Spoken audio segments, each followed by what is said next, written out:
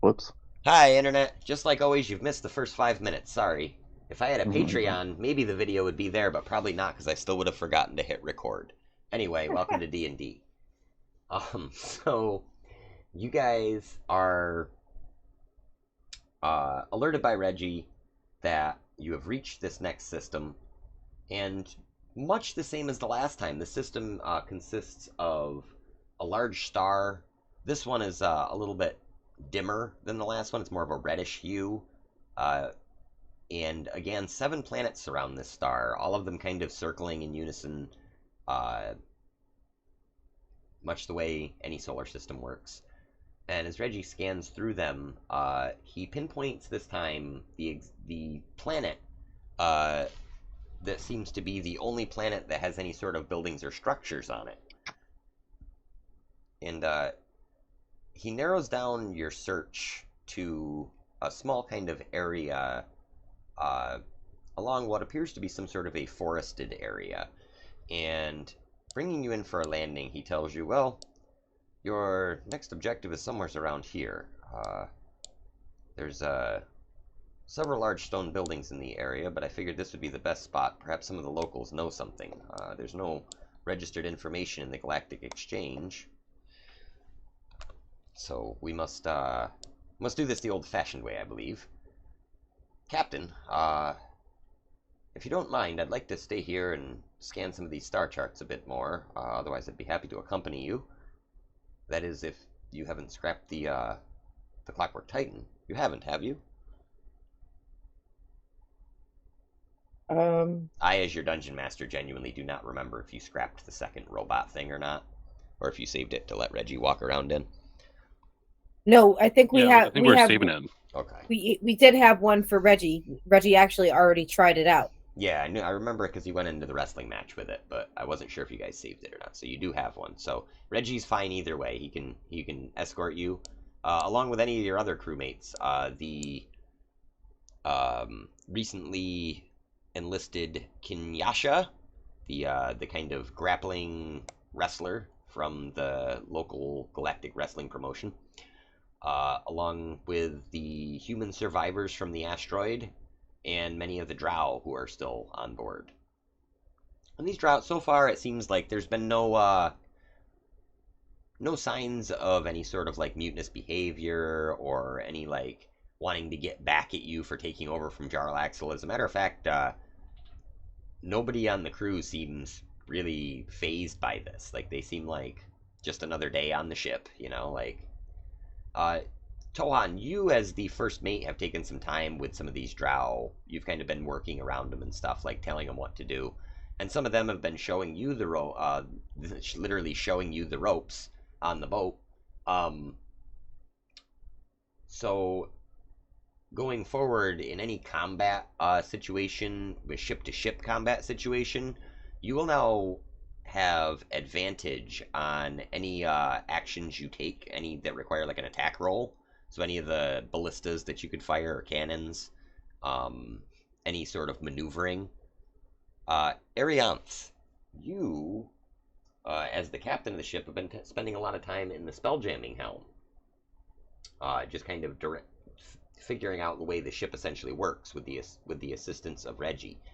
Um, you have discovered that you can, in fact, burn up spell slots to jump a certain number of crystal spheres away, uh, in that sort of spell jamming hyperspace mode that Reggie has. It sort of focuses your spell power and uses it up, Cool. allowing for semi-instantaneous travel, similar to if you guys had if you managed to collect 10 of each of those galactic materials with your drill dozer. Gotcha. Let's see. Yeah, I so think the other robot we had used for the forge for Venadia, right? yes, that's right. Um, so speaking of which, Maggie, you've become super familiar with the ship's galleon, like the whole kitchen area, the nice rolling stove that they have. It's absolutely a beautiful, beautiful area for you to cook in. And so all this time that you've spent on the ship, you've been able to really like come up with some really fantastic dishes. Um, so for any time that you are preparing any sort of your meals of Hestia, giving people D4s of guidance, anything along those lines. Um, that is to say, any of your activated abilities that allow you to do that already. Instead of giving you a regular D4 of guidance, we're going to give 2D4 guidance.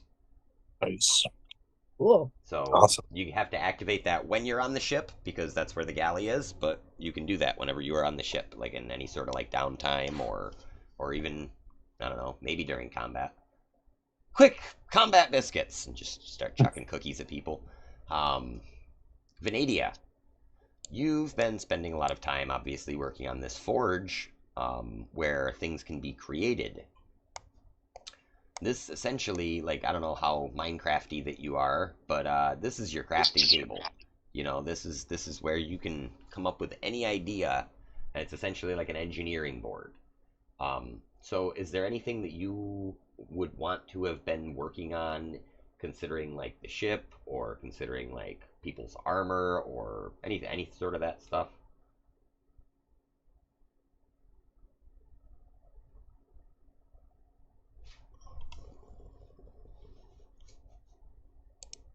Is your mic off, Nick? Yeah, I think you might be muted. Oh shit. Well, that complicates things. Yeah. So sorry, guys. What I was saying was, I guess I would have probably coordinated whatever the forge was tasked with the rest of the party. So I don't know if you guys want to weigh in on what we could assign to that for right now.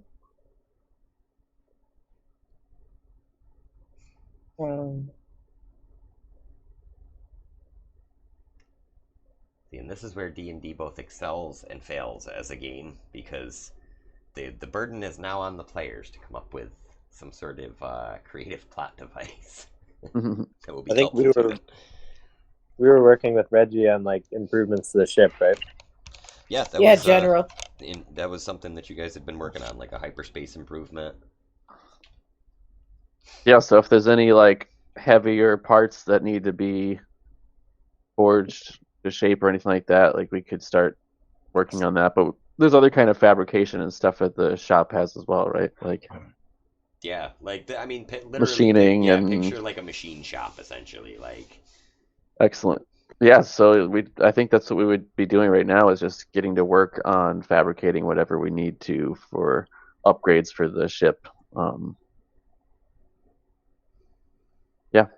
okay, So what's next on the docket for ship upgrades? so you can either upgrade your ship's armor, giving it essentially extra hit points is how that would work. Boring. Got to keep up with it though. You got to You keep can up with it. upgrade it. You can upgrade its weapons, giving them greater range and greater damage. Hmm. You can upgrade its engine, giving it better, speed and endurance capabilities, like longer travels between areas. Yes. Your typical ship upgrades. And if there's Yeah. anything that you can think of that, I'm a yes saying. And then like probably like targeting stuff or whatever would be Yeah, like another absolutely, like ship's brain stuff. Yeah, upgrading. Yeah, the I don't know. CPU. What do you guys think? Engine first? Sounds good. All right. Get to work on it. All right, so we will say that just write down that you have an engine point, and we'll work this in later. All right. Will do. All right, so you guys, Reggie put you guys down right outside this place. It's this huge walled structure. The walls actually surround the whole place, but there doesn't seem to be much to the place. Like, as you're approaching, you can see it's a very tall, sort of like, looks to be some kind of a refinery, maybe. Large boom crane on top. Just a huge industrial-looking building. And right next to it, you do see, like, a small tent. And then there is a small ship that you notice is labeled the Wonder. And then there is a large kind of like A-frame house that seems to be some sort of like a longhouse or like a inn or maybe just a housing for whoever works here. And standing just inside the barred gates are 3 men, all wielding what appear to be farming implements: pitchfork, like a sickle, and a hammer. I think it is. And yeah, you guys are free to depart the ship. Go about as you please. Take whichever crew you would like with you if you want. Nice foresty stuff out here. What are the automated gnomes doing right now? I was just wondering the same thing. They would probably just be working on whatever Venadia had planned in the forge. So That's kind of what I working on figured, right? engine They're just stuff. sort of like the forge droids or whatever that are like whipping shit out in there. Where's Mooby? So most of your trip, Mooby has been leaning off the front of the boat, going, "I'm the king of the world!" Like Who's Mooby again? to the point of annoyance, though. He is the Minotaur you guys did. That's right. yeah, I thought that was the case. He was like a stray Minotaur that lived in the last temple. Yes. Moo. Yeah, moo, motherfucker! I'm the mad cow. Well, you said Reggie wanted to stay behind and look over stuff, right? Yeah, he was essentially kind of trying to plot a more direct route to your next stop if he can, like trying to figure out where it's going to be, calculated himself. I'm fine with that if everybody else is. Mm-hmm. Your other option, just throwing this out there again, and I didn't keep close count on what you guys have for crew. I know your max crew was around 100 people or so, we had said. And I think that you started off with like 25 drow soldiers. You gained like 5 humans, and now you also Kinyasha, Mooby, Nib, and Nob. So you've got around 30 or so, whatever, 35 people, something like that. You are allowed to take nameless drow, like red shirt guys from Star Trek with you if you want. We had a crew 28 before we got Mooby or the wrestling lady. So we're up to 30. Okay. So the minimum that your ship can really run on is 20 people. I remember saying that at one point. That's your bare minimum crew. Oh, and I don't think that counts Fran, Dingo, Drago, or Bob, though. That we found on the asteroid. That was the humans, right? Yeah. Yeah. Human stores, whatever they were. Well, these are my notes. Yeah. Nice. I'm my fine notes with are leaving so the bad. crew behind it. Do we really need to bring anybody with us? I don't think so. Okay. I mean, are we paying that wrestling lady to come with us and be a meat shield, or? True. Whatever's clever. If you want to bring her, that's cool. Yeah, you are paying her some silvers per day. Venadia is. Somebody was. Yeah, whatever. Sure. Yeah, bring her along. Send her my way for the money. I don't know.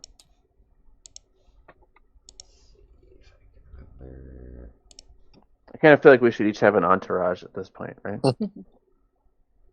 I tell Reggie to keep in close Handlers. contact and make sure there's proximity alarms on and everything, and let us know if anything happens.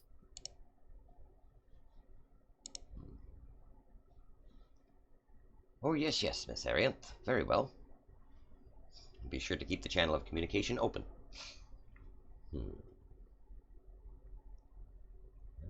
Sure.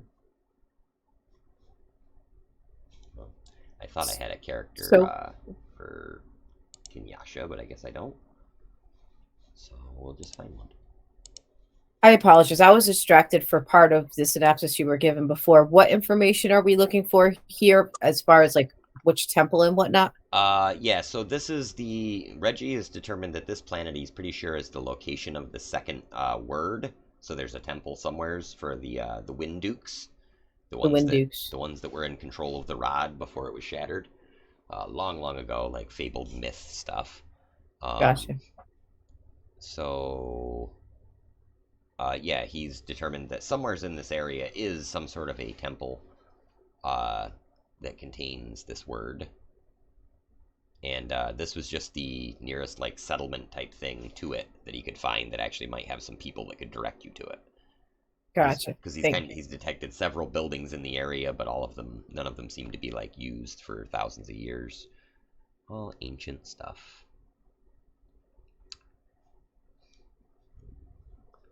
Need a good wrestler character.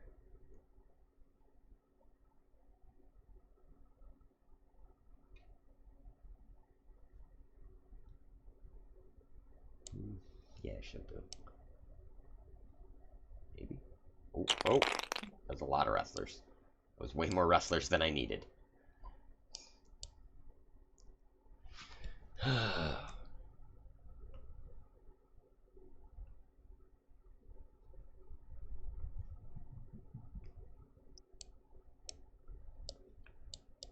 I'm back in just a second, guys. Yeah, no worries.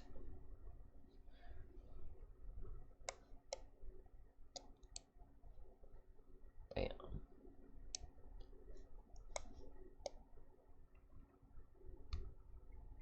Shrink her down to size. That's a little closer. Okay, here we go.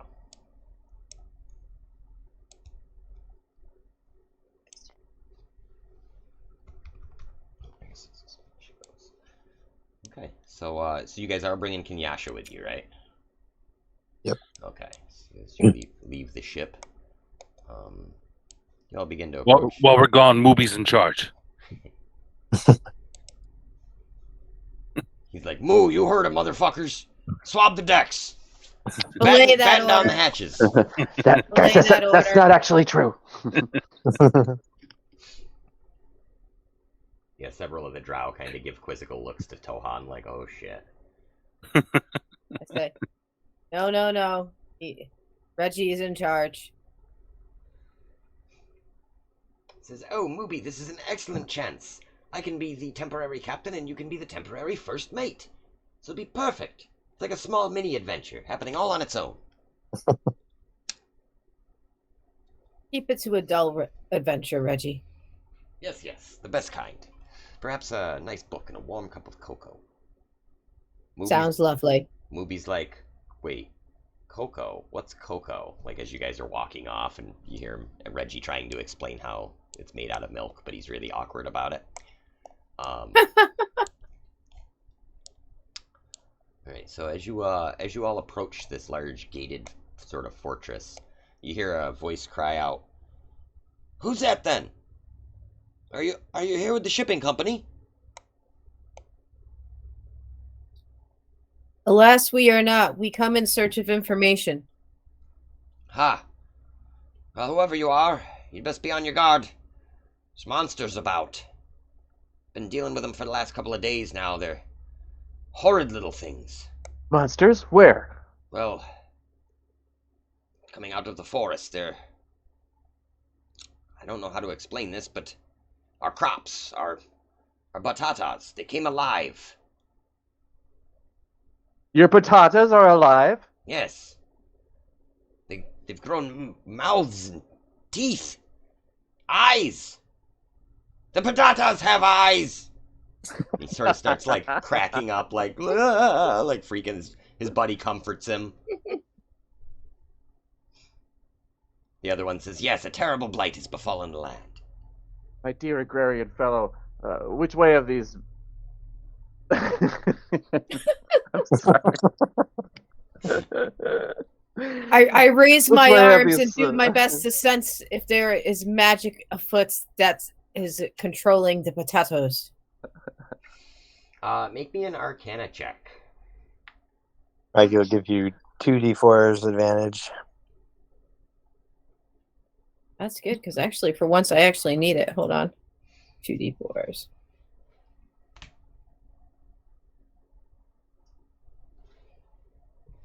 Uh, 19. Okay, yeah. So saying like if this was north on here, we'll just say facing the camp. Off to the west, you are detecting specifically strong kind of druidic plant magic of some sort. Does it It's Is it what? it's What is the alignment? Do I sense? uh hmm 19. It does not appear to be evil, but it does not appear to be like an inherently good magic either. Like it's not a fucking demon, but it's not a unicorn either. Most likely your guess, some asshole using magic. Fair enough. I feel like Airyainth would have a very practical worldview on magic. Like, Yeah, I'm chaotic neutral, so definitely. So yeah, and it's kind of dispersed all throughout the woods. You can sort of feel like a tabletop simulator to cooperate a little bit here for me. You can sort of tell that it's all across the woods. I asked the villagers if there's any legends about their woods that they are aware of, or any newcomers that have been in their woods. No, nothing new. Pretty deserted around here, honestly. Usually it's pretty plain Jane, some dull, boring things. You know, we harvest the batatas and we process them here in this factory, and we have the shipping company come and pick up our processed nutrient mix. It's all very sterile, you understand. It's all very clean and above board. We pay our taxes. We do everything on time for the Galactic Federation, but it seems that, well, some people have talked about the forest being, and he kind of looks at his two friends, and one of them raises an eyebrow, and he says, haunted. The other one goes, Is there any story of the reason behind the haunting? Some say it's the spirits of the woods itself come vengeful for our building here and growing our crops, but that can't be. We're just trying to eke out a living. We're just poor dirt What do they have farmers. against batatas? Exactly. Until today, I was a huge fan of Batatas until recently when they started great. coming to life and trying to eat me. Boil them, mash them, stick them in a stew. I just roll my eyes and say, anyway. Do you know any of the history of the older ancient buildings on the planet? This is not one for history lessons much myself. Or does anybody here know of it? Perhaps old Ingnart. He might know. And he cries up to the tower. Send for Ingnart! A man comes to the edge of the tower and yells down. Yes, what do you want? He says, Ingnart, these people are here to talk to you. Tell them go away. Ingnart, it's important. Tell him that if for any information he can give us, we will, if the party agrees, we will do our best to take care of the patata issue. Is everybody agreeable with that in the party? I don't see any harm. Maggie's excited to get some non-magical food. Okay.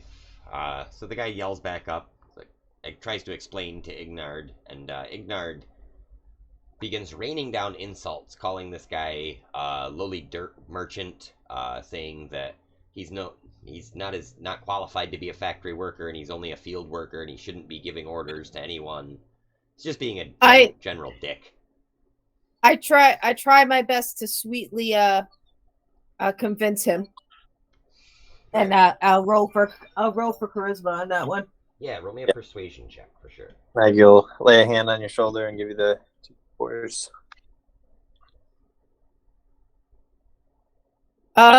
27 without even rolling dice from Maggie. Okay, so you float up on your broom, and as you're floating up on your broom, Maggie's like, "Don't forget to smile, dear." You're like, roll your eyes, do the old big smile. And I start doing some plant magic while I'm doing it. It's like, come on, look, I have influence with plants. I'm one with nature. I just want to hear your stories of history of this lovely planet. And in return, we will help the best we can with your potato issue. Says, What's a potato? Or potato. yeah, Patata. Batatas. Patatas. Potato is precious. So Hakuna Patata. Ignard is he is That's the more, name of the episode. yeah, he's more kind of now takes a step back when he's like, oh, I haven't seen a woman in these parts in many years. Oh my. Well, yes, I'm sure I could share a little lore with you. Couldn't hurt, yes. You see, long ago, much as your plant magics, there was a race of plant people that ruled this land, but they're long since gone, I'm sure. They're ancient history. It must be thousands of years, yes. But it says that they grew this forest and that they lived here in harmony with nature, and that a great evil befell their people, and they were all wiped out. It's probably white people.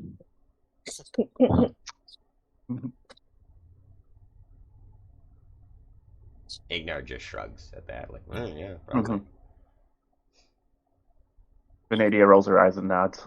Anglo-Saxons, man, what are you gonna do? Ango. Who? What? I tap him and smile and say, "Please go on with your story." She says, yes, well, really there isn't much to tell. There are a few abandoned temples around here, but, yes, you say you can help with our little problem? Our production issue? Well, We will certainly do our best. excellent. Well, we don't want to interrupt the supply flow here, and I would greatly appreciate your assistance. And in exchange, I will research in my library and find you the exact location of one of these temples, the nearest one, perhaps, or perhaps any that I can find. I will do my best. Yes. And he's very like awkward and uncomfortable, and he kind of smiles, and if you want to call it a smile, he's like missing several teeth. His face is covered in just like this starchy powder, and just dirt. And he kind of he bows hurriedly and goes scurrying inside. And then he pokes his head back out and he says, I would start looking in the fields if I were you. That's where the most obvious problems have been. And you can talk to the fellows downstairs. They'll direct you to where the issue began. Thank you, kind sir. I appreciate all your help, and we will do our best to help you in return. He does like this super low sweep of an imaginary hat and says, yes, of course, at your service, milady. You're pretty sure the imaginary hat is a fez. I nod my thanks and maybe a float fedora. back down on my room, holding back a giggle. You got something in your beard? No, Yeah. the one on your neck. Yeah, he's the neckiest neckbeard.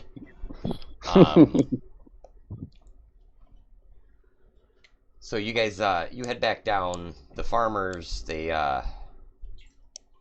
one of the farmers agrees to accompany you out to the fields to show you where the problem started. And so, whoops.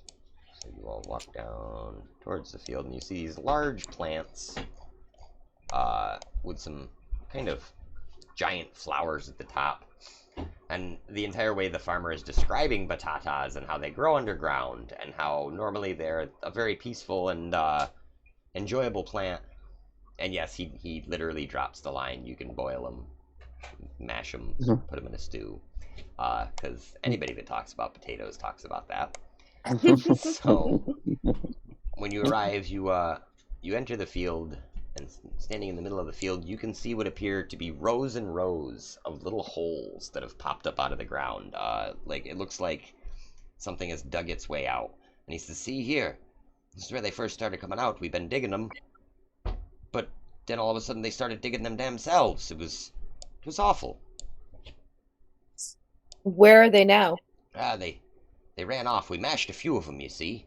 But, well, there's only 3 of us down here. We're not a large factory. We just... There's only Ingnard and one other up in the processing plant, and the 3 of us down here, our wives and children. But, yes, the Batatas, they rolled themselves out, all out into the forest. I swear I can hear them rustling around at night. Did they happen to Russetting around at night? There we go. Sorry. did you happen to notice if they went north? You know how they got displaced off the land? I thought they were redskin potatoes. Guys, I've got a few on deck. I'm just hoping we get the right scenario.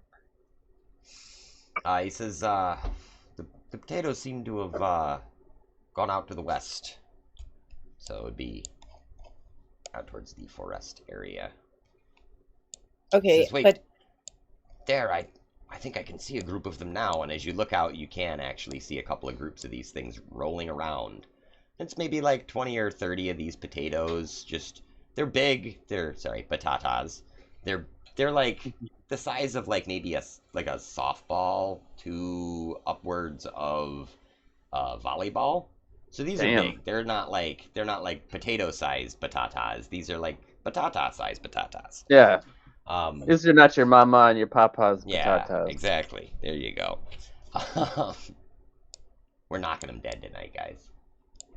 At least one person turned the channel just now, just because of all these jokes, these bad potato jokes. Nah, we just got like 3 new followers. We got 3 new subscribers from our potato love. And our quick wit, of course. Yeah. Oh, Potato Lover 69 just followed. Nice, dude. Only Spuds? Excellent. Amanda's looking at me and saying, "Get out." She's pointing at the door right now and saying, "Get out." So yeah, and as you look out, you notice more and more there are these crowds of these potatoes, just kind of. Sorry, I said it again. Now you got it in my brain. There, potatoes, batatas, rolling about the forest, seemingly kind of going about their business. Tohan, roll me a perception check.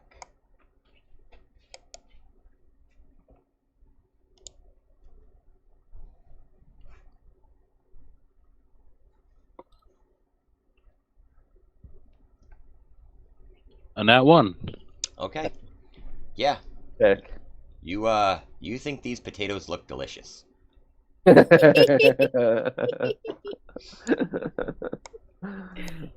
Yeah. hey Maggie, did you give us all our temporary points again? Oh yeah, What is it now again? I'm sorry. 19. Thank you. Yeah. And there is a in case you can't see the awesome looping effect, there's a slow rolling fog in the area. Oh, I see. Oh, I see it now. Yeah. Yeah. Great stuff. Pretty nice, man. I kind of saw that in the back of the picture before you fanned in more, and I was like, "What the hell is that?" Yeah, it just looks like bad frame rate, really, but it's No, still right nice. now it looks cool, but in the Pretty when it cool. was before you planned in closer, it was just a little something shadow in the background. Yeah, like it's a little foggy. It's actually all around the whole table. It's cool. Neat. I don't know who invented it, but it's pretty awesome. I found it today. Nice. Yeah, so as you guys are kind of hanging out in this field here, you can see that there's batatas rolling about in the forest in various locations. Did you say before that I sensed the magic for it to the north? To the west. Like to the west. Yeah, to the same area that the potatoes are. Oh, okay. Like all I misheard you kind before. of Sorry. spread throughout the forest. I asks the guards, did you say that they're attacking you? Yes, they bit, they rolled, they struck. It's all very unpleasant. I mean, it wasn't necessarily life-threatening. I mean, I wouldn't want to be caught alone in a box canyon by these things, but Did they come at you, or only if you went near them? no, they attacked us. Dug And then themselves just- right out of the ground and just went right after us. and then rolled away. Yes, we killed a few of them, and after a brief struggle, we ran towards the factory, and they ran into the woods. Once did you recover them? Once they're dead, are they normal Batatas?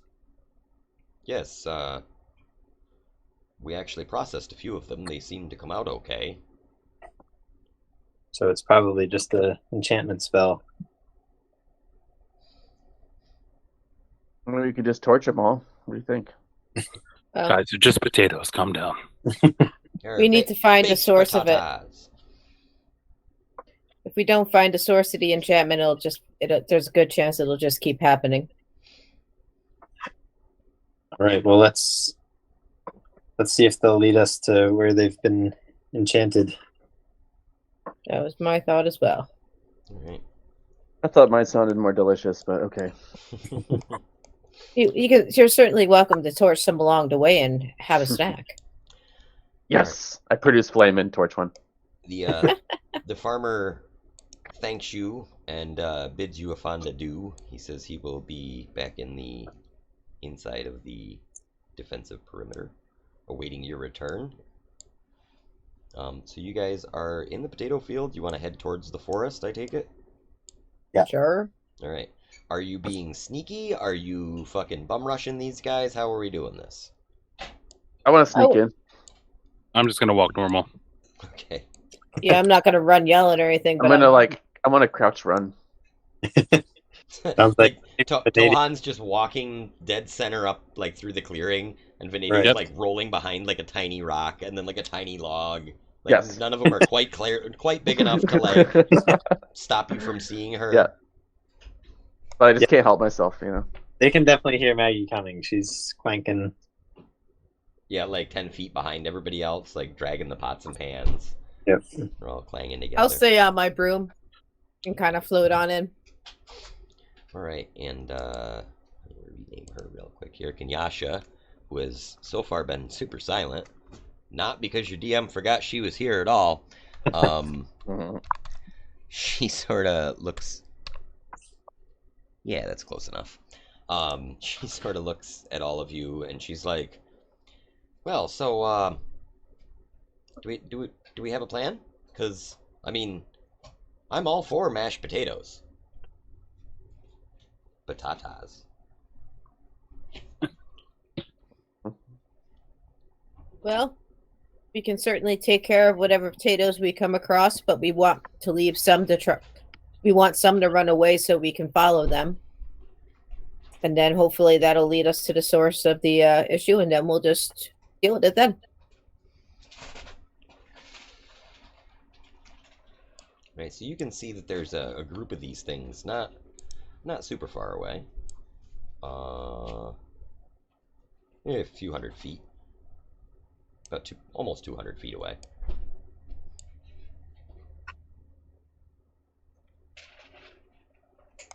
Yeah, I'm gonna keep walking right toward them. Same.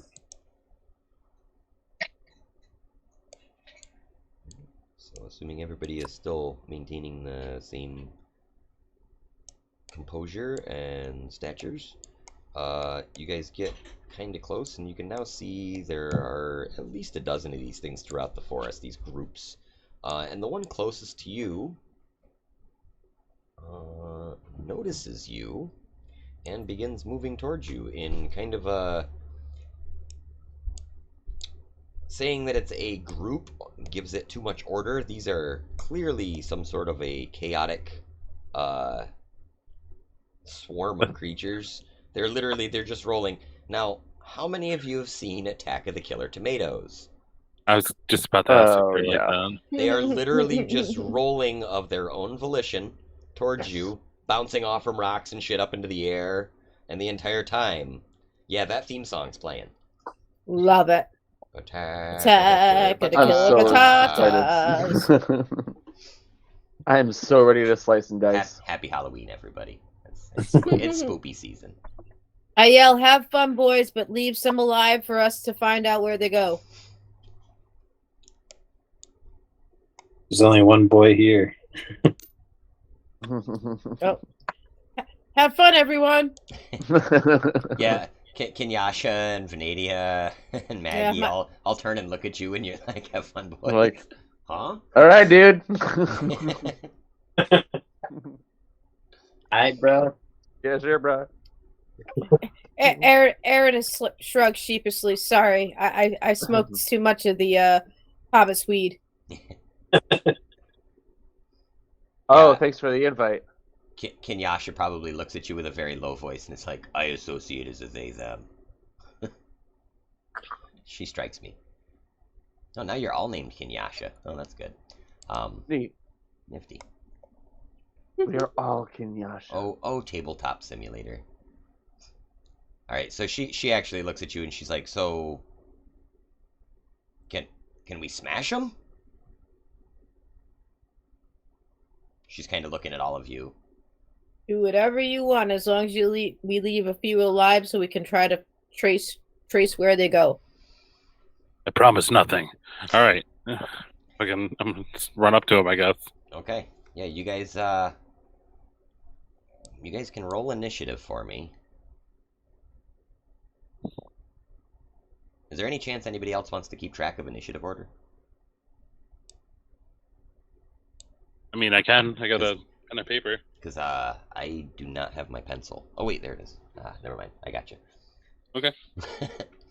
I was looking around. I'm like, shit. Where the hell did my writing utensil go? He's got 11. Okay. Got 18. Johan, you got 18 too. What do you do now? I got 16. Usually it goes by whoever's a higher dex. Yep. If you're tied. Oh, right. Yeah. Mine's +3. It's 16. Mine's 18 plus 4. Then you go first. There you go. Okay, let me make a couple of quick rolls for these guys. Ooh, 1 second. I gotta get my headset off here for a second. Gotta grab my dice.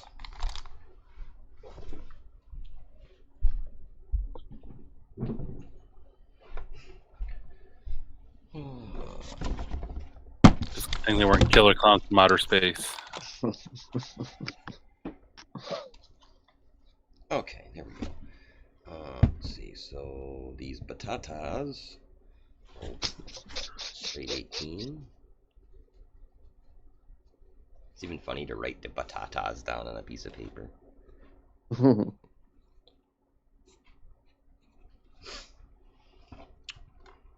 Kenyasha rolls 16.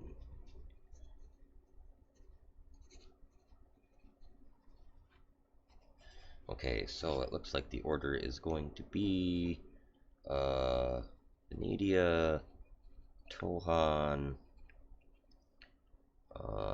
Airyainth, the Batatas, Kenyasha, and Maggie. I think that sounds right. You said you had an 11, right, Maggie? Yeah. Okay, cool. I also had a 16, so Kenyasha might be ahead of me because I have my dex isn't that great. She's an NPC. She can go after you. Fair enough. She's not sure of herself. lacks driving motivation. Okay, so Venedia, you are up first. Can you guys see the map okay? Ish. Yippers. Yeah. Let me turn the lighting up a little bit, see if that helps, because the shadows kind of make it crazy. A little bit better, I guess.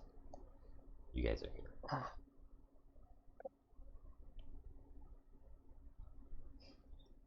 So Venedia, that's your Kenyasha right there.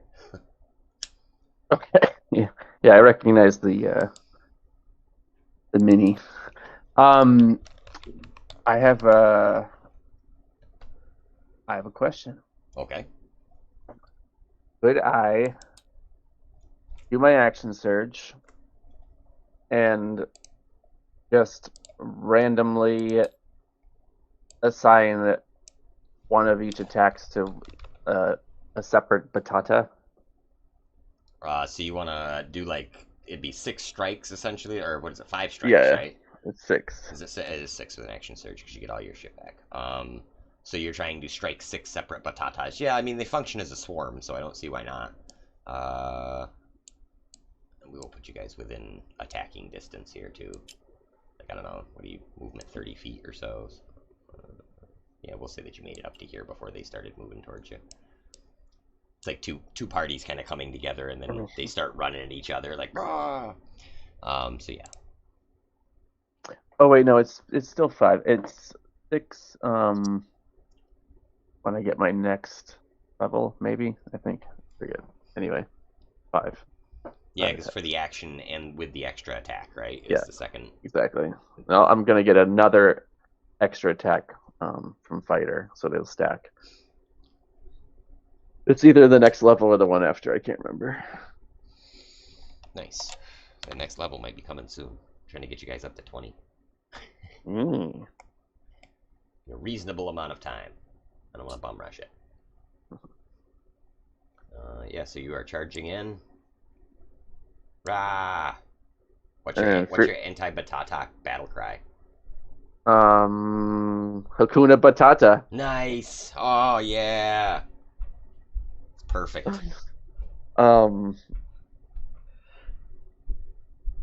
Alright, slice and dice. Yeah. So I will point out, these things are not that hard to hit. So like a 21 probably smashes it. Yeah, absolutely. That kills it. Hits it.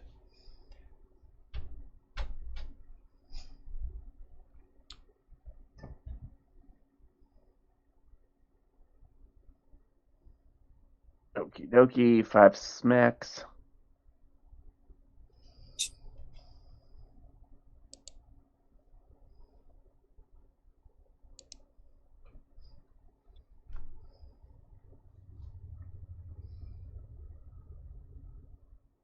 Okie dokie, let's see. What do we got? 28 plus another 28 is what, 56 plus 12 is 68. 68 damage. Excellent. Okay, so But I guess that's, well, it's 50, it's to each dude, so 15, 13, 17, 11, and 12, however that shakes out. well, anything over 5 is going to be a death strike for a batata. Okay, So, nice. So Fruit Ninja shit going on. You're literally slicing and dicing these guys. And because all 5 of them hit, I'll actually give you an extra 1 batata that has been killed, bringing your total of batatas killed up to 6, because you hit all of your hits.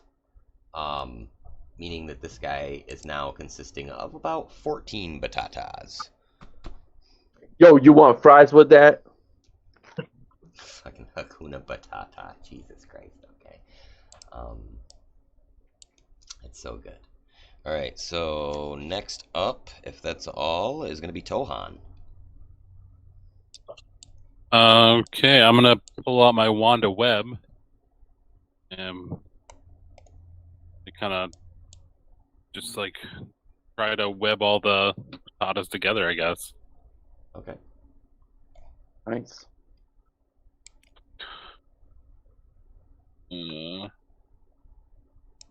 I'll try to do it like behind him a little so I can get them, but not Venadia. Yep, I got you. Put you off at a little bit of an angle here.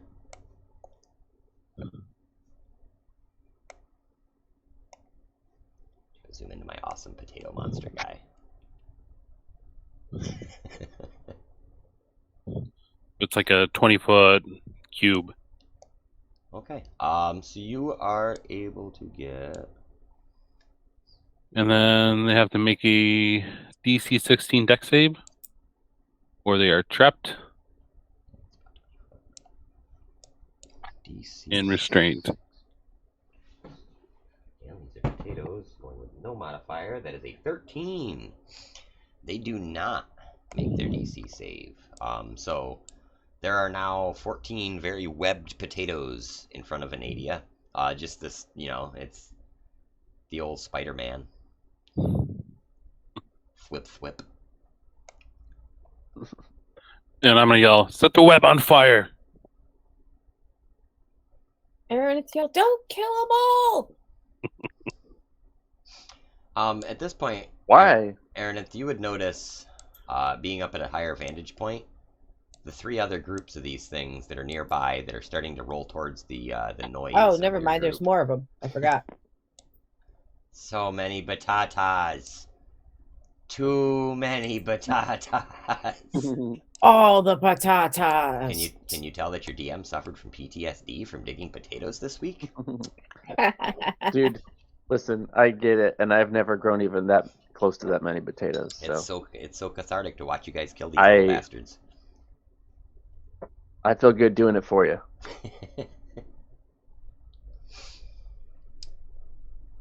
All right, Tohan, anything else? No, that's my action. Okay. Airyainth, it's gonna be you up next. All right. Well, since there's many patatas to be had, I am going to, let's see here.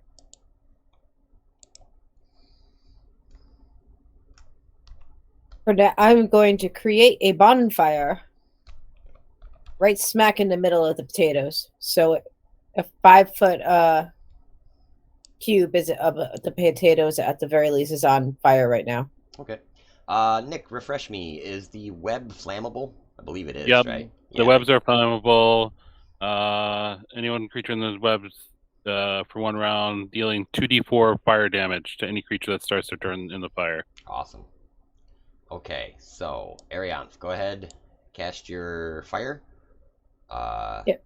You create a fire on the ground. Anyone in the 5-foot cube, they must have a dexterity saving throw or take 1d8 fire damage. Yes, and I believe that they're at disadvantage on dexterity saving throws because of the web as well. Pretty sure. If they're restrained, then yeah, I think that might Actually, for me, it's 3d8 because of my level. And it's a dex saving throw of 17. Well, their first roll on a disadvantaged roll was a 3, so we're not... I don't think that these potatoes have much of a chance at all of getting out of this situation. Alrighty, well, then they just got 17 damage from me. Okay, so the fire instantly kind of poofs the 4 in the center of this group roasted of 6, potatoes. Yeah, of this group of 14, so potatoes. They're instantly down to 10. And the fire begins spreading on these webs. So the other 10 are slowly catching on fire. You can actually, it smells delicious out here right now. It's so good. You just wish that you had some butter. All right. Anything else, Airyainth? No, that'll be my turn. Okay. So 3 more of these groups. Let's see, 6.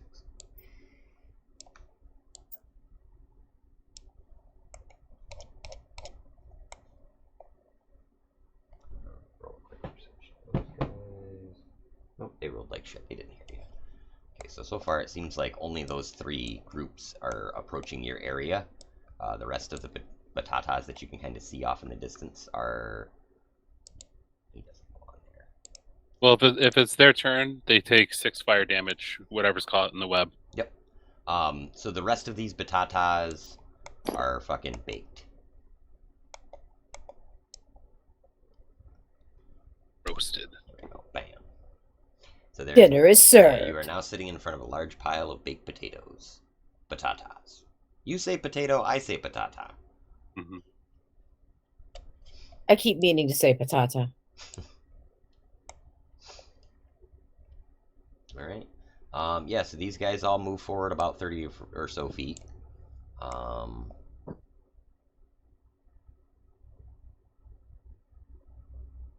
Let's see. That's pretty much their whole turn. I will say, from each of these groups comes a sudden sully of fingerlings flying up out of the small area in the group, just like a literal kind of catapult launch of physics unsavvy batatas comes flying at you. Venedia, Tohan, and Maggie, we're gonna say, are all subject to this ranged fire. You brought your children to battle, you sick bastards. They're literally throwing their children at you. Let's see. Are these like little salt potatoes? Yeah, they're literally like yellow fingerlings. They're just Oh, tiny. nice. And they're at the actual size of like fingerling potatoes too, but it's like somebody shot like a cannon of them kind of up in the air, like volley fire. I take like the bottom of Cover my your shirt, and eyes, I'm like, salt I'm will catching burn. them in the. I'm like trying to catch them in my shirt, kind of. All right, so They're sharpening the points. does an 18 hit any of the three of you? Yes. All right. No. Okay. So, Venadia, you are able to kind of you're getting your skirt up and these things are like bouncing off from it, kind of trampolining. Maggie, they're just like, I'm assuming that you just kind of put the wok up and they're all just rolling off the edge of the wok. You're probably catching them in the wok Yeah. to cook them, you know? I don't Doing our best to catch them. Yeah. For sure. like it's raining potatoes. This is awesome. Tohan, so you I try to catch one. I just miss. I very much picture Tohan opening his mouth and trying to catch them like that, and having one of these things just absolutely slam onto like your lip or something and just bite like horribly hard. It's like having a weird, like a baby alligator. And it does 12 points of piercing damage as it shakes violently about. It does so in eerie silence, though. That's one thing you guys have noticed. These batatas are completely quiet. Like, the only noise is from them, like, rolling along the ground. Like, you kind of hear, like, the rustling leaves in the forest. Airyainth, roll me a perception check with disadvantage due to the chaotic nature of the battle. You are still up high, so you're sort of functioning as the party's eyes right now.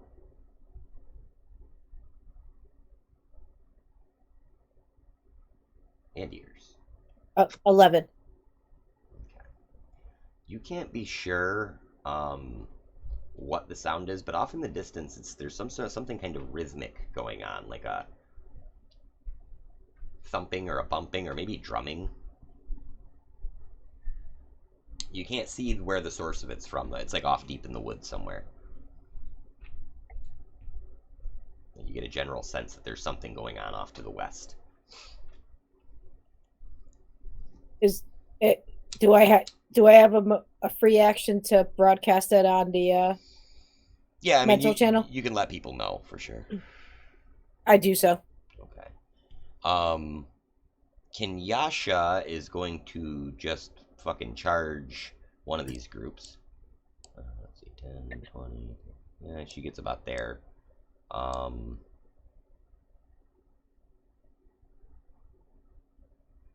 So she's going to, I think, take a dash action and just kind of run up to engage these guys. Let's see. Maggie, it's going to be your turn. I'm going to move Airyainth out where I can see her. Something with Maggie. So there's no damaged potatoes right now, or patatas right now. They're just There's like 20 of them that are dead, and then there's like 60 of them spread out into groups of 20, roughly. okay. How far am I from the nearest group? I mean, you can get to there probably in one round, I would say. Pretty close. What is it? 2, 4, 6. Yeah, you're about 30 feet away or so. 35, I don't know. Ish. Oh, okay, cool. So cast the These are just minions. You can get to them instantly. first level guiding bolt. Okay. 21 to hit and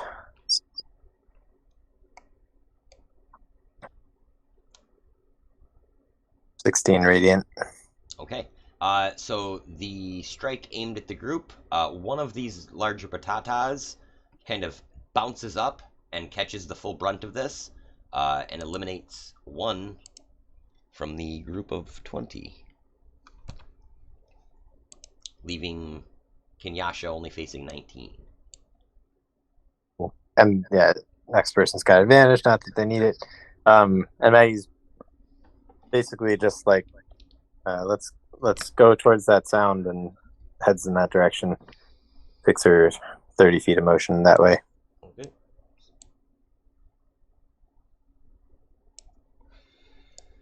Alright, so you head out past the burning pile of baked potatoes, batatas.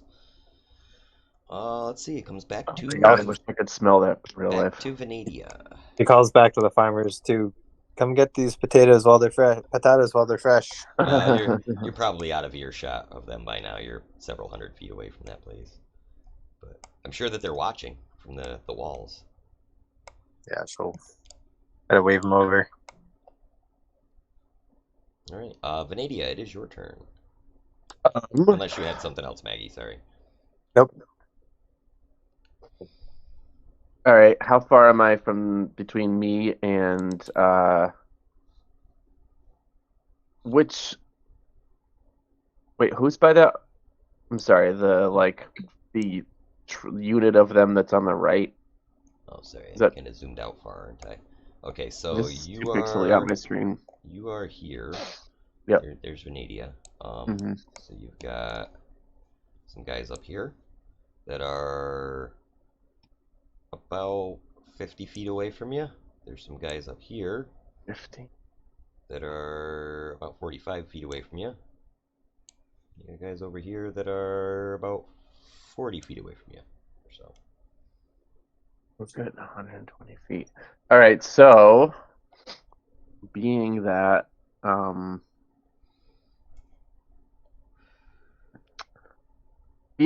they're within range, that one group on the left there that's no one's encountered yet. I'm going to take my Sword of Flames and cast a wall of fire. Okay, just to clarify, these ones, right? Yes, Okay, I correct. just want to make sure because it reverses it on the Google Meet for me. Like when I'm doing this, Oh, it actually okay. shows it being on the right, so it kind of fucks Oh, me up. no kidding. Yeah, Okay. it's weird, Crazy. but okay. Yeah, so I'm gonna put Wall of Flames in a circle pattern, with the flames pointed inward. Okay. So basically the circle is like the diameter of the space they're occupying and just like pouring that flame inward on them. Okay. What's the diameter of Wall of Flame? Or what's the length of Wall of Flame? It's up to 40 feet, right? It can be like up to 60. I'm sorry. As ringed wall 20 feet in diameter. I assume that Okay, would get yeah, 'em. you can. I Yeah. mean, you can hit them all. Like the outside ones will basically start in the wall, and it'll move inward and get the inside four afterwards. Yeah. Yeah. I'll burn them. Because apparently, in my mind, 16 tokens equals 20 people. I'm gonna cast that. That's 4 charges. If I could do that again. Nice. All right. And it is what they just take the damage at the beginning of their turn, right? Oh, I have to go back to it. 1 second. When the wall appears, each creature within its area must make a dexterity saving throw. On a failed save, a creature takes 5d8 fire damage. What's the spell save DC for that? DC is 14. 14. They actually just rolled a 14. Oh, damn. Amazing. Nice. And then following that, it's like I think at the start of every turn they have to make a, and then if they move through it, also they'll have to do it. So we will count any of them moving anywhere as them moving through it. Yeah, I can't believe they actually made that save. That's crazy. I was thinking like, no, they don't get. I'm not giving them any bonuses. These guys are like literally straight fucking plain Jane minion creatures that don't really straight have potatoes. They totally did like a backspin maneuver. They just all start backspinning and make like a fire break to stop the wall. Let's see. So, but they are enclosed in this wall. Anything else? No. That's good. So Tohan, you are up next. You are a little bit farther back. Yeah, I'm gonna rage Okay. as a bonus action, and then run up till I'm about. Can I get it to the ones that aren't engaged really, or can I really only make? Let's see. You got Aren't I the guy over in the middle? Isn't that? you got 30 feet to the one that Kinyasha is on, 50 feet to the one in the middle, and lots of feet to the other one. Okay. I'm gonna run to 30 feet toward the one in the middle, Okay. and I'm gonna use my breath weapon, which is a range of 30 feet. Okay. Gross. Yeah, you should. That's Totally good be able to food. do that. Uh, He's pre-digesting. Yeah. All right, that's your share. yeah. So basically, like a 5-foot line right down the middle of them. You can baby bird some to Mubi later. I look like a fucking bird. Okay, so we'll say that it's going to hit all of them in a single row. Out of these, we'll say 5 out of the 20 potatoes that it can hit. Yeah, I was trying to like write down. Well, you said it's a 5-foot wide Yeah. line. Okay, so it's actually going to hit 10 of them. Then it'll go right down. It'll be half total because they're about a 20-foot wide cube, essentially. These potatoes. So it's a DC 15 Dex check, or they take half damage. Okay. That is a 3. So they take full damage. 13 All right. acid. So 10 of these guys are no more. They just dissolve away. Like, you guys ever take a rotten potato out of the sink when you're washing potatoes? And you squeeze it and it just sort of mushes? Oh, Yeah, that's the worst smell in the universe. That is literally the smell you're now smelling from Tohan. No. Acid vomiting on these things. No. Smells like home cooking. Yeah, Tohan, what the it's fuck? so bad. Benadia is so pissed off right now. The number of times that I The had worst smell to in the stick a world. thumb through a potato washing a bag of potatoes for the restaurant, it was Oh yeah, so many times. I've been there. It's And brutal. the natural That's it for reaction. me. Natural reaction is always here. Smell this to your coworker. Does it smell bad to you? They will have nightmares. Yeah, it's great. Let's see, Airyainth, it is your turn. You are still, I'm assuming, hovering many feet up. You are. I actually, back here. I will be right back. Can you have the empty wrestler go and then I'll do my turn? Yeah, absolutely. You can hold action until she's done. Yeah, sorry. No problem. So Kenyasha, she is going to try to perform one of her wrestling maneuvers. We'll see how this goes. She gets a little bit of a running step and yelling something like, "This is easier with ring ropes." She tries to perform a crossbody dive at these batatas. That's a leaner. It's no good. Come on, dice tray, sit flat. There we go. Oh, okay, yeah, she hits an 18, so that's good. These things, their armor class is like 10. It's super easy to hit these things. So she launches herself, literally bodily just throws herself sideways into the crowd of these little mouthy potato things. And she smashes several of them. Let's see how many she smashes.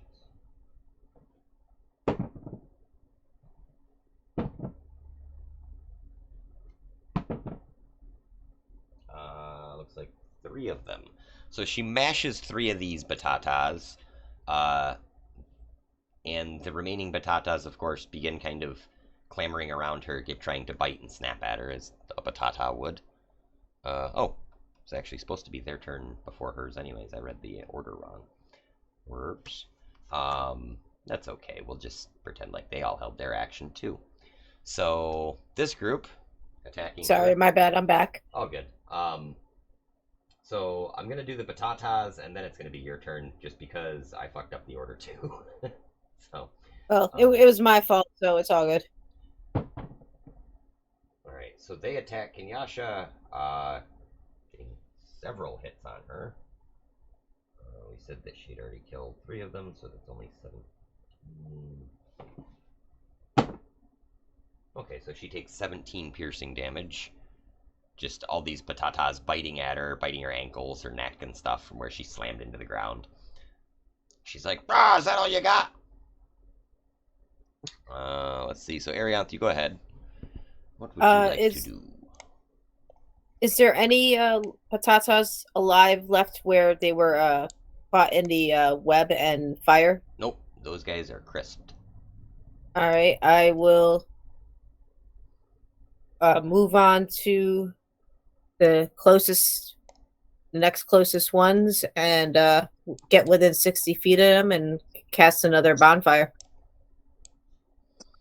Okay, closest ones are, I think, going to be on the left.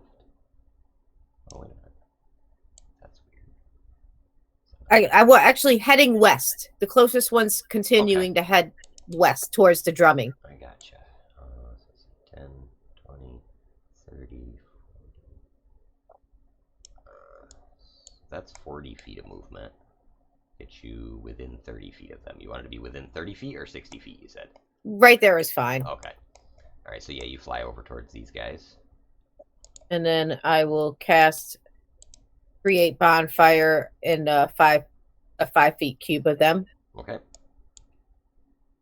And then I will use a spell. I will use one of my spell things to double. Actually, no, never mind. I can't do that without a spell.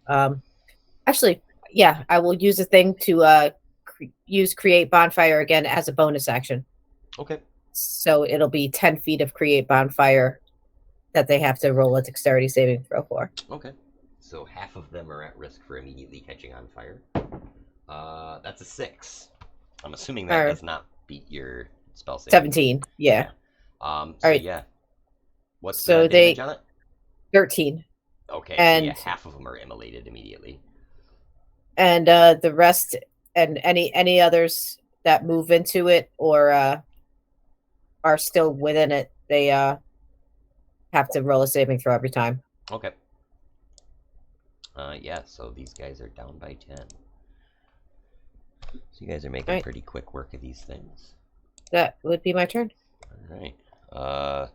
Now it comes back to where the Batata's turn is supposed to be. Sorcery. Let's see. This group, Tohan, what's left of it anyway, stinking of their rotten, dissolved brethren, come rolling at you. Let's see. That is a 10. I'm assuming that does not hit you. I have an AC of 16. Okay, so try as they might, they are just not hit me able last to. time. Yeah. They are not able to penetrate the thick hide of Tohan the murder lizard. Let's see, the group attacking Kenyasha. The group attacking Kenyasha rolls a 19, dealing is that 57 damage. So the fun thing is that because they are both a swarm and individual creatures, kind of, the way that I'm doing damage for them is to simply roll a d20 and however many of them there are left, divide the result by that, like a percentage, and then roll a d4 and multiply it by that. So there's a big spread here, just so you're aware. So yeah, she takes a bunch of damage and she's like, okay, that one hurt. So she's now had about 60 points of damage done to her. Let's see. It is going to be her turn. She's going to try to perform some sort of another wrestling maneuver, perhaps like a drop toe hold. I don't know. 19. Let's see. Killing 6 more of these things. I should have said minus 3 before. So now it's minus 9. Yes. Okay. Oh, and I'm sorry, these guys right here would have moved up on their turn as well. Airyainth, you are now the 10 remaining Batatas. They roll around this bonfire, kind of around the outside edge of it, and roll directly underneath you. So you've got about 10 of these guys just hanging out underneath you and looking up at you and like kind of chomping like angry, hungry dogs. Or angry, hungry batatas. And let's see, that brings it back to Maggie's turn. Still making a beeline for the drumming, but I guess she'll. So there are damaged batatas at this point, right? Yeah, all 3 groups have now been damaged. So they're all pretty is she much at half strength. Is she 30 feet from one of them? Oh yeah. Take your pick of these 2. All right, let's see if they can make a Wisdom 18 save. Okay. I'm good now. You going for the ones by Airyainth or the ones by Tohan? Let's say Airyainth. Okay. Let's see what's. That is a 10 on the dice. I can't imagine these batatas are all that wise. Yeah. They wouldn't be attacking us. Yeah. Mm-hmm. 26. Okay. We're going to say that.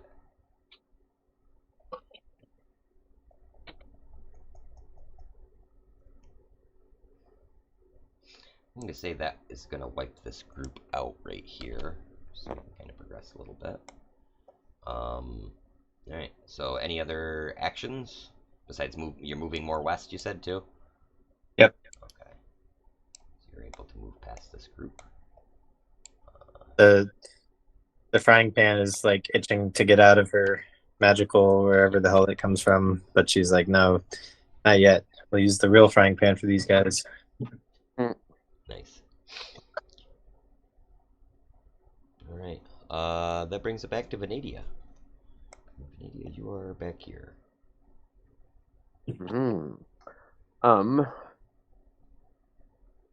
You see a rife opportunity to steal Tohan's kill up here, just so you're aware. Yeah, I'm quite aware.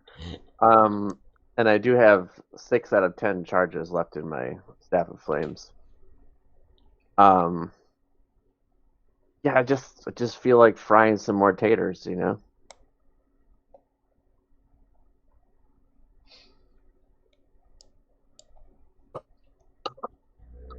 Distance-wise, the group by Tohan right at 30 feet.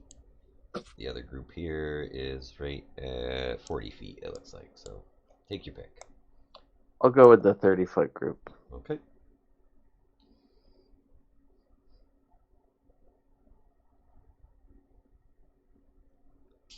That is a 15 dexterity save.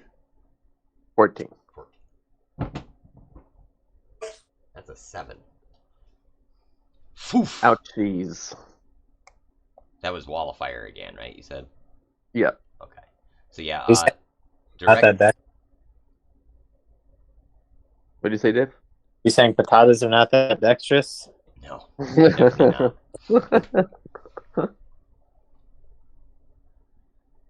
So yeah, Tohan, directly in front of you, this wall of fire erupts, like literally, like right in front of your face, engulfing the rest of these potatoes, baking them up. Anything else for Venadia? I shout out, Tohan, it's okay, you're safe now. My fucking hero.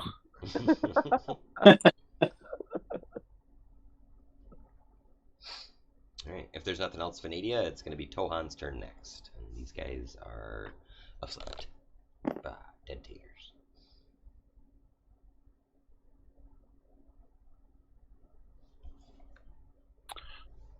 Okay, can I get to anything, or is there anything really still yeah, alive? I mean, there's this group over here that's kind of kicking Kenyasha's ass. There's still 11 of them. Well, I don't really have anything that does like area effect. I mean, I can rush up and kill 3 of them. I mean, I don't know if you really want me to roll. I don't know how hard they are to hit, but I probably will kill 3 of them. Yeah. What's your to hit modifier? Like plus 16. Okay. Yeah. So you would just Something instantly. ridiculous. You can literally insta kill them. Yeah. Yeah. No, I'm sorry. It's plus 17. Okay. So yeah, you're definitely able to kill 3 of them, and because you because you kill all three, I'll give you one more on top of it, same as Venadia for these melee attacks, because it's sort of like, I'm picturing like you hitting a potato and it smashing into another potato and just exploding, like. Well, there's shrapnel and stuff too, Yeah, right? So they're exactly. getting like damage before they're actually getting hit. Yeah, they're like So, rolling yeah. over rocks and stuff. It's not. It's Yeah. no fun for them. I thought they were a swarm anyway, right? Yeah, I mean, yes and no. They're homebrew, so Gotcha. in case you can't tell, they're very Aren't they home fries? Yes. Homegrown. Let's see. So they're still like 7 Yeah, of these there's some guys of that rolling going around on. over here. And let's see. It's gonna be their turn. Oh no, I'm sorry. It's gonna be Airyainth's turn. My bad.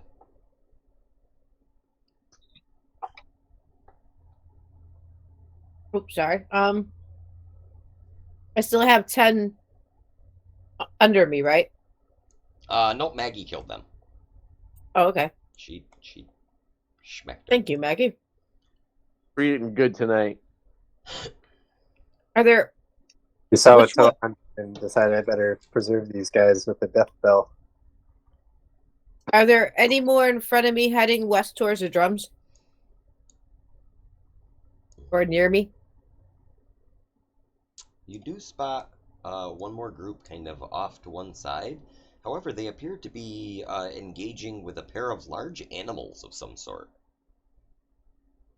Like these four-legged creatures. And you watch as one of these four-legged creatures sort of burrows its way into the ground and just digs down like quickly into the ground, like startling speed quick. And the potatoes begin rolling towards the other creature. I head towards those potatoes and try get within 60 feet of them. Okay. If I can. Yeah, absolutely. So you're kind of floating over here. Now you can kind of see this this creature a little bit better that these potatoes are around. It looks sort of like this from the top down. Just a pointed nose, a very like kind of segmented armored shell. It's somewhere in between like an armadillo and like a rhinoceros.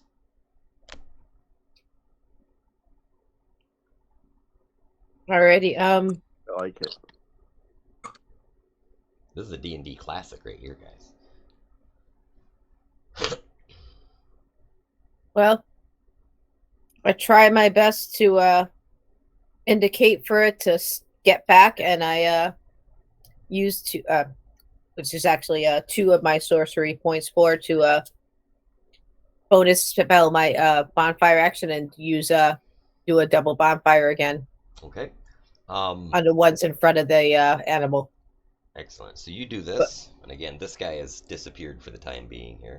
So we can get him to flip over for a second. There we go. He's somewhere's underground. So you set these things on fire, and this other animal kind of backs away, just a couple of feet. And no sooner do these things erupt into a gout of flame than this other creature emerges from the dirt, much like a great white shark coming up out of the dirt, and explodes from underneath these potatoes, just chomping at these things, like sending them flaming potatoes flying everywhere. Like there's like a big explosion of dirt that comes out with it, and it just sort of lands on all 4 feet, and it's like looking around, and then it just begins sniffing at all the cooked potatoes, and it starts eating some of them. Hey, get out of here! That's my dinner. I throw rocks. I'm like, come on, go on.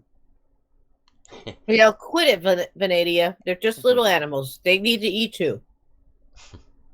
And these things are pretty well to scale right now. Like they're like, like I say, like a rhinoceros or triceratops size, maybe. I don't know. They're big. They're huge, and they're scaling my dinner. Yeah. The old land shark. There's plenty of potatoes to go around. Or batatas. All right. So right now, you, Airyainth, you can kind of sense this this magical disturbance coming from the west, and you can sort of sense it getting stronger back in the middle of the woods here, somewhere's in this area. I tell everyone amongst the channel, try to head towards the drums.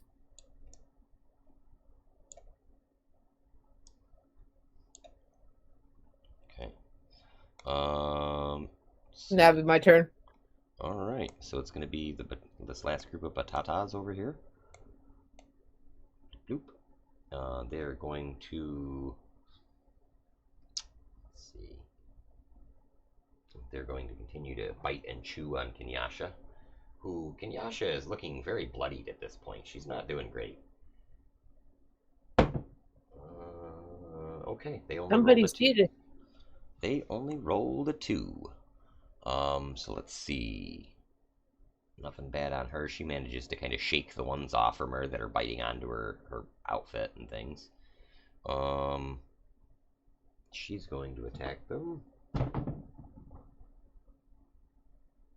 Hits. Jack, did you give her the 19 separate hit points too? Maggie can apply it to. I mean, it takes 10 minutes to apply to whoever she wants. Okay, so she's less than very bloodied then. She would just be bloodied. But she actually kind of, when she shakes these things off after they're attempting to attack her, she manages to stomp out the remaining 7 of these things. Just doing this crazy, like, stomping about business. Whoops. Jump over. Thank you. Alright. So theoretically, you guys are out of combat. So Airyainth, as you kind of scan about, you can now more clearly than ever hear the drums, and you notice from a long ways away in the trees, a group of small humanoid creatures, about the size of goblins or so, but maybe a little more thin. They don't appear to be armored. As a matter of fact, they actually look quite plant-like in nature. Roll me a history check. And actually, any of you could roll me a history check to see if any of you know what this is, because I'm sure Airyainth was going to share this information. I'll pass. And like in nature. You could roll nature for it as well. That applies here. I got I a was- 25. Okay, so I got a nat 20, adding up to 23. Nice. I got a nat 17, which gives me a 17. Excellent. Yeah, all of you would recognize these things. Something that actually existed on your home world, veggie pygmies.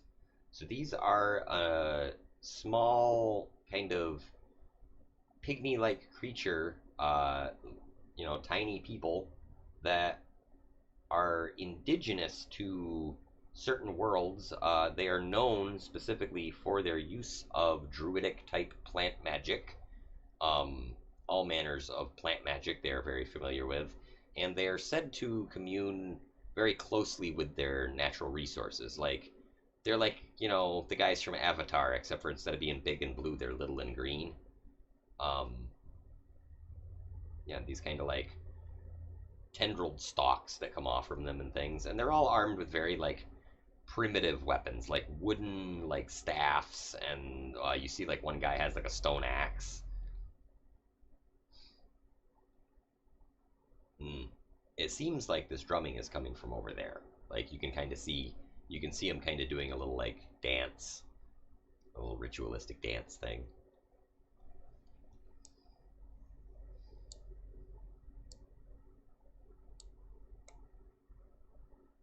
You guys want to go talk to veggie people, or you want to go keep killing these little potato people? Airyainth wants to go talk to the veggie people because, she's in tune with nature, being a wood elf and all. I'm pretty Yeah, sure I'm I down saw with some Triceratops VeggieTales. over there too. I really want to ride one. So Yeah, Maggie's already well on her way to going over to talk to them. Okay, so Maggie and Airyainth, you want to approach the veggie pygmies, you said? Indeed. Okay, Venadia, which direction are you heading? I'm down with the VeggieTales. Okay. And Tohan, you said did you want to approach these creatures, these... I really do, but I'm going to stick with the group. Okay. See if I can find everybody here. I'm running out of... There's Airyainth. 2, 3, 4, 5. I think that's all he is. Yep. Alright, so you guys make a beeline through the forest. And you do see a couple of other groups of potatoes, batatas, as you are approaching these veggie pygmies. And these batatas do begin to roll towards you, but they are not able to reach you guys before you are able to approach these veggie pygmies. And on seeing you, many of these guys scatter. Like, they just straight up take off. They're not... Oops. Wrong group. Hang on. Maggie drops a be not afraid on them. These guys. There we go. I'll move them right over there. Oh, those veggie pygmies are fucking huge. Jesus. Who designed this game? There we go. Do they speak common or do they have a language? So as you approach, one of them begins trying to communicate with you, it seems, waving his hands. He steps forward. I'll cast comprehend languages. Okay. As soon as you do so, you begin to understand. He is saying, we have no quarrel with you, strangers. It is only with the evil men who pollute our lands. And he's pointing back towards the factory. I say, how are they polluting your lands? They come with their machines. They come. They take our plants. They take our forest down. This is our home. We must protect it. They are not from here. We are from here. I completely understand where you're coming from. Is there any way to come to a compromise where they can live in harmony with you and give you something in return? They grow plants. They grow many plants. Yes. They don't like when plants come to life and treat them poorly. But they treat plants very poorly. Must not treat plants poorly. What must they do in order to not treat the plants poorly? Bad men take plants to factory. Smash to bits. No love, no soul. Must learn speak to plants. Must learn treat plants with love, kindness. If they learn to treat the plants, if are willing to treat the plants better in your ways, would you be willing to accept them here? Strangers no understand our ways. What if they give you part of their crop in return? Pay rent. Might work. Rent can certainly be arranged. This is your planet. Maggie's cast tongues to be able to understand them. Can they, or do they know you're here? Big men not smart. No see us. We all around. When he says we all around, he sort of like waves his hand, and all of a sudden you realize that this forest is fucking filled with these things. Like, there are literally like hundreds of these things in the trees, like popping up out from under rocks and shit. Like, this is not an abandoned planet. This is like this is like a well-inhabited planet that was so subtle in how they inhabited it that nobody could tell they were here. Like, this is a full-blown, like, there's only like 5 of those guys that live here in the plant, in the factory, and there are clearly hundreds of these veggie pygmies already present. This is clearly your home and has been for many, many years, if not many thousands of years. These men did not know you were here, but now we will make sure they do, and that they either give you rent or leave your home in peace. Maggie asked, You are a good flesh thing. and I get that all the time.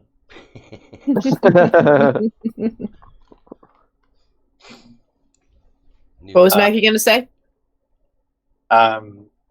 Maggie asks if they can introduce them to the flesh things.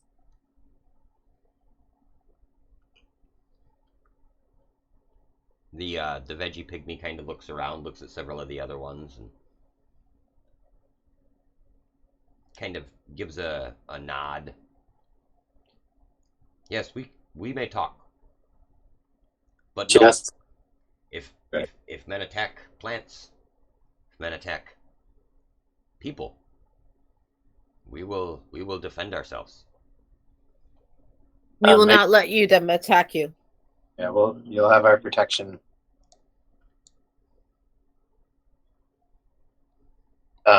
And we can bring them out to meet you too. She asks, did you animate the patatas? Yes, Batatas, very good plant. Give many use.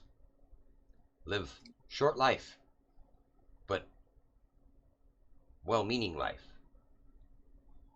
Do you eat the patatas too, but you have a different way of processing them than the factory does? He says, when batata die, we put batata in ground. Batata give nourishment to all who live in ground. And as he says this, he sort of like stretches, and like where his toes are just like roots, and they just kind of shoot down into the ground, and you can almost see him like giving like a big stretch, like it's like sun and Cool. earth, water, all are part of life. Even fire, and he points over at the smoldering potatoes on the ground. Don't forget about the fungi. If they were to replant part of their crop of the patatas into the ground, would that be helpful?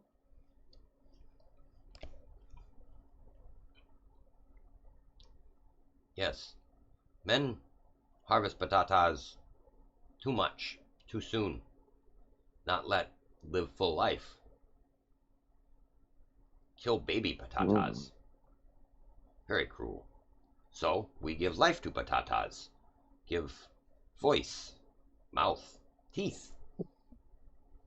I think if those men understand that if they let the patatas live their full life, that they would produce even more patatas, they'd be more than happy to learn from you.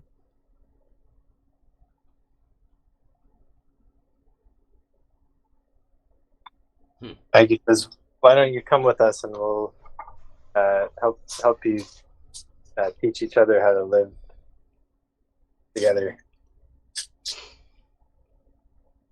Roll me a persuasion check, Maggie.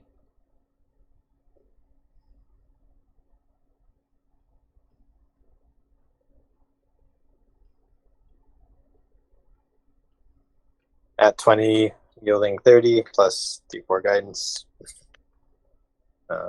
34. Nice. The chief kind of comes over to you and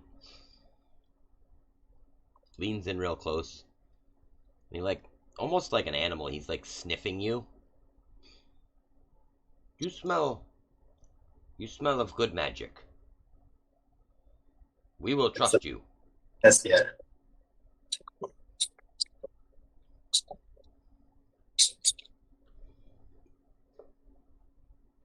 Estia invites all to sit around the hearth together and eat each other, so it sounds like we're already right in line with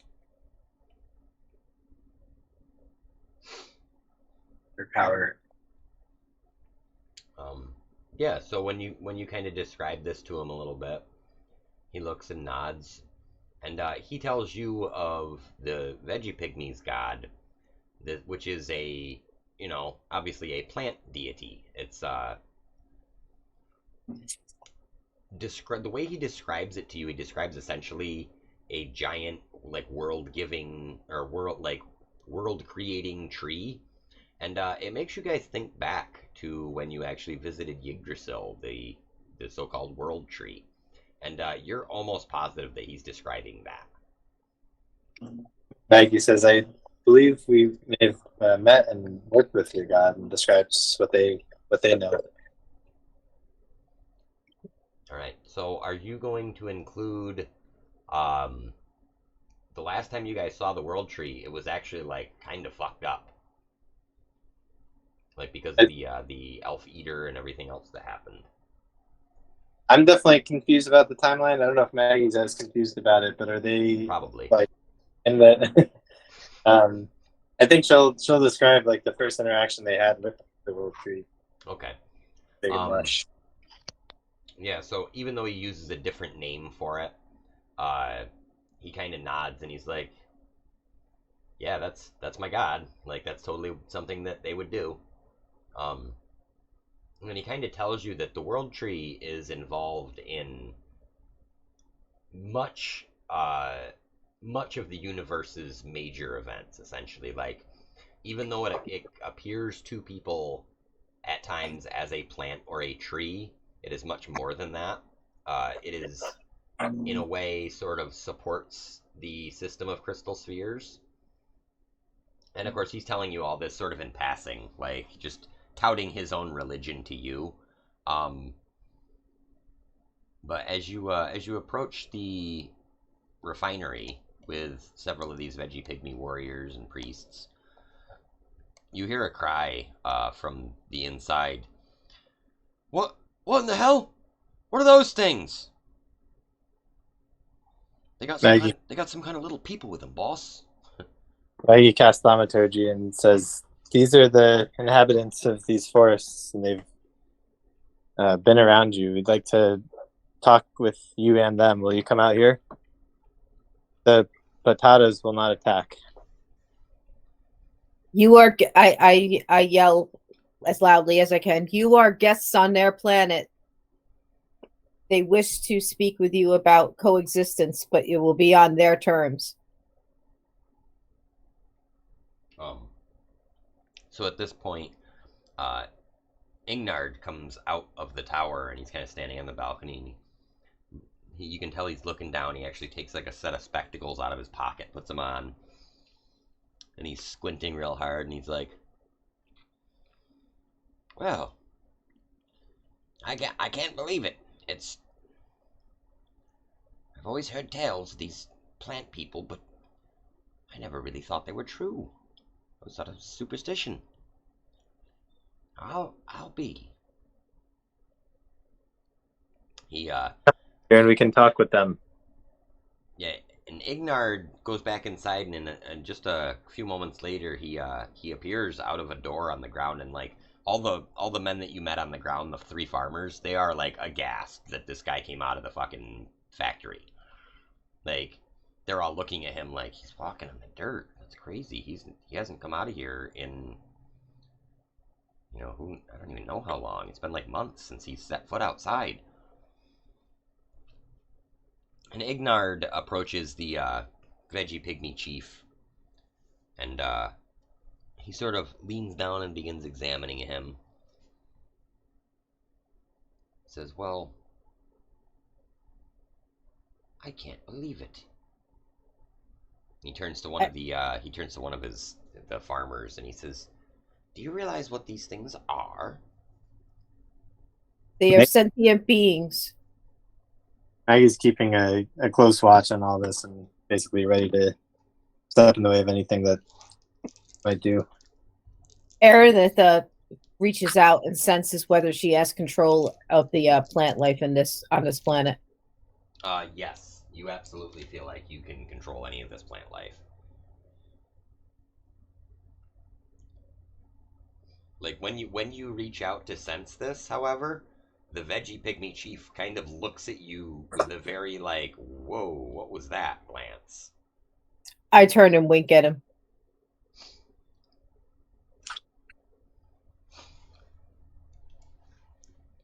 All right, so He sends you an eggplant emoji.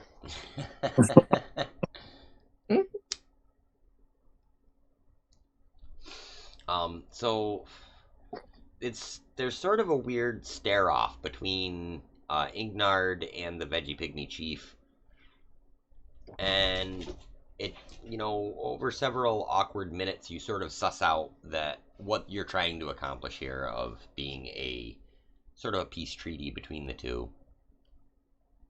And Ignard just looks at you and he's like, "So they promised that the Batatas will not rise up and attack if we just leave them in the ground longer. Is that what they're asking?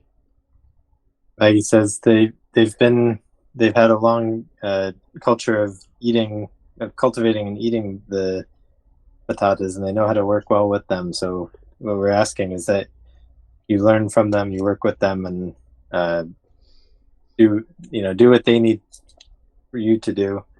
You'll get a higher yield if you leave them in longer. And in return, you won't be attacked by them. You can work with them and do what they need you to do. The veggie pygmy chief, as you're explaining this, nods, and by his feet is one of these little fingerlings that sort of survived the events of today, and it's just rolling kind of very subtly around his feet, and he looks down at it, and he sort of waves his hand, and it immediately sprouts shoot out of it and begin digging into the earth, and a plant starts forming off the top of it, and its mouth just digs down into the dirt. So this batata buries itself down into the dirt with this plant forming almost fully. And Ingnard's eyes go wide at this, and he's like, "Can they show me how to do that?" Maggie relays the question, but also conveys that there's no expectation that it go that way.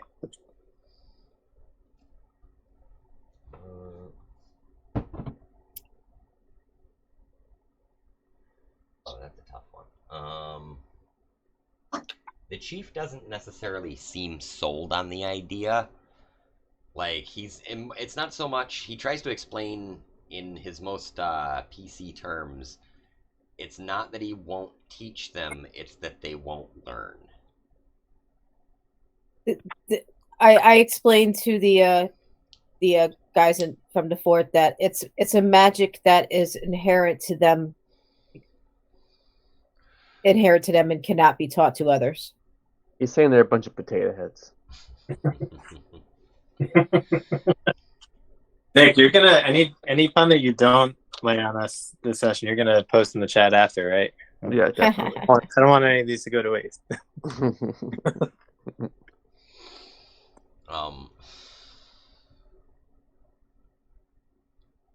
So Ingnard tells you that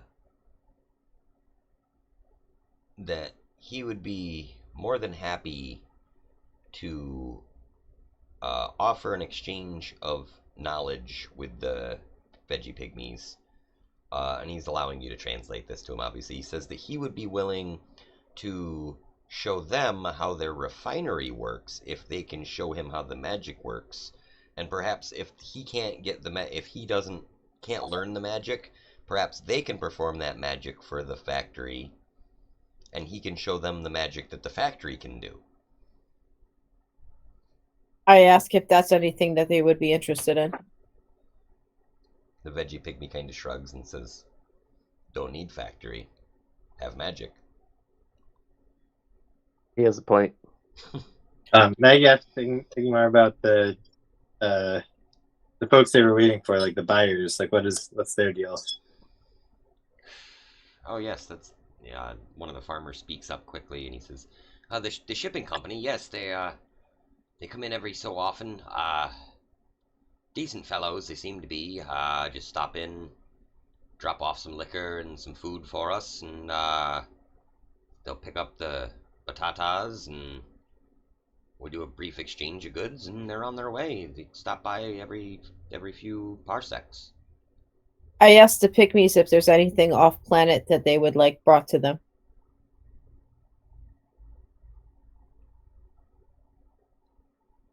The veggie pygmy kind of blinks, thinks for a moment. New seeds, more plants. Ooh. I relay this to the farmers. The farmer says, "Shit, yeah, we get a discount on seeds anyway. What do they want?" And through the next, it takes a little while, but through the next hour or so, maybe, you guys are able to negotiate a sort of brokerage with these two parties. Of the refinery will have the shipping company ship in some seeds, in exchange for these seeds, the veggie pygmies will agree to help them with their operation, but they want to be paid essentially in seeds. They don't want no GMO type of shit. Yeah, Yeah, they're looking for heirlooms. That's it. Yeah, they want like some, yeah. I also tell the farmers that they must always go by the pygmies' wishes. Otherwise, I have a connection to the plant life on this planet, and I will know if they don't, and I will come back and fry them. He's not kidding, by the way. And one of the farmers says, "We saw what you did to the batatas. We don't want no part of your anger." He offers both parties to introduce them to her lady Hestia so that they can learn cleric magic and learn spells like tongues to be able to communicate with each other. Nice. All right, so He's proselytizing. excellent.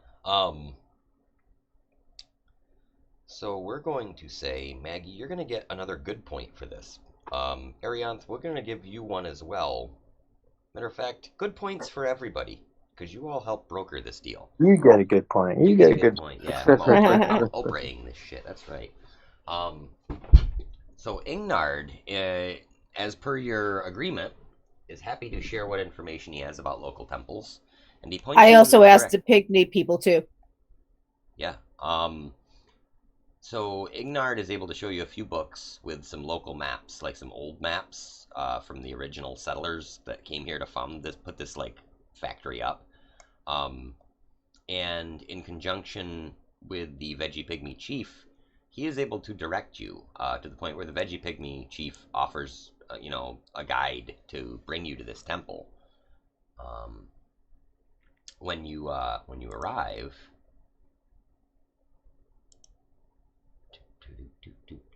Which folder is it? It's this one. You arrive, it looks something like this. Minus all those non-loaded objects, don't worry about those. So you arrive in an area that's just this, it's like a big, open temple. And again, as you saw in the previous temple of the Windukes, there are statues all over the place, dedicated to various deities. Some of these you recognize to be, there's actually like statues of the Dark Three, Baal, Bane, and Mercule, who you had some run-ins with a little bit. As a matter of fact, I believe, Tohan, you're still the avatar of Baal. If I'm not mistaken. And on the other side, you see things like Timora, Tempest, the pantheon of good gods from several worlds, and there's several that you don't recognize as well. Is the one-eyed I'm an avatar too there? Out of curiosity. Mistra, yes, Mistra has a statue here. And in front of these statues, there's, various candles, incenses, herbs, things like that. Just, picture Skyrim, like when you go into an abandoned temple. That's what it looks like in here. Large altar and things. I go over to the statue of Mistra and have a moment of commune and meditation and ask for guidance. Okay. I've been trying to get more in tune with her. Excellent. So as you approach this statue, you can feel a bit of a distance. Like you're talking, it's almost like you're talking into a room where someone is, but they aren't responding. Like, you almost get a feeling of like a cold shoulder. And it gives you great worry, because this is not, like, you've only recently come to terms with the fact that there is a god out there that is essentially trying to use you to do their will, as it were. And so the fact that this god doesn't seem happy is maybe quite troubling to you. But you don't have like any particular like visions of anything. You just, as you sit in quiet contemplation, you think to yourself,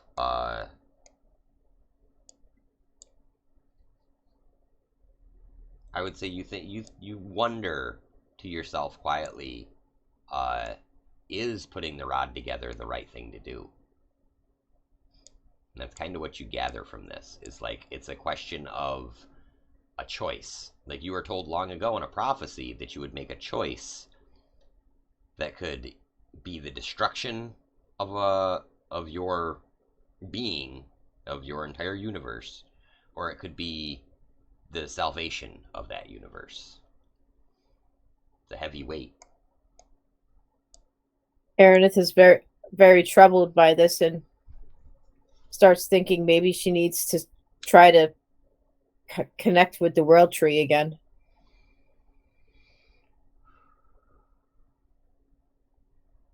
Or try to find some more guidance to delve more into why this deity is upset. All right. So as you guys kind of explore this temple, the veggie pygmy guides sort of are just standing about. They're looking around. Like to them, this is just like an old abandoned building. They're just kind of like, yeah, whatever, man. I don't. Why are we here? I don't know. These guys want to check it out. Okay, whatever. Um. So out of this place, uh, Airyainth, you're at the statue praying, or communing with Mistra. Um, Maggie, what would you be doing in this temple? She's got to do her typical, like, light a little hearth fire, do a little cooking, and like consecrate it to Hestia. Okay, so you find like a little like a brazier or something that'll function for like a cook pot or like a little cook stove thing where you can put some of your pots and pans. And as you That's like begin, brought some batatas along. yeah, Just cooking in a brazier? yeah. You know, you always saw the 1980s fantasy drawings of the girls with the bikini chainmail. That's the plate mail bikini. That's Are those batatas in your brazier, or are you just happy to see me? um Franz Frazetta, eat your heart out. Theater of the mind, baby. Anyway, yeah. So as you are preparing this food and making your offering to any of the deities in the area that may be listening and maybe watching out for you with Hestia's interested heart, you get this kind of sensation, almost like a cool wind on your face, which is strange. You're literally standing over a fire, but it feels like a nice, calm spring day with like a light breeze. And as you look, the sconce or the brazier, whatever it is that you're cooking on, into the flames, you almost can see what appears to be like a matronly face, like an elderly woman's face, and it just gives like a quick wink, and then the flames swirl one time and are gone, and you just kind of smile, knowing that there was something there for just a moment. There's something divine. Nice. Tohan, where are you at? Yeah, I think the religious thing kind of makes Tohan all kind of uncomfortable. So Pansies. kind of like hanging in the back with like his eyes wide. Poking around at anything. Yeah. Yeah, we're back in the back of the room goofing off. I'm splashing him with holy water.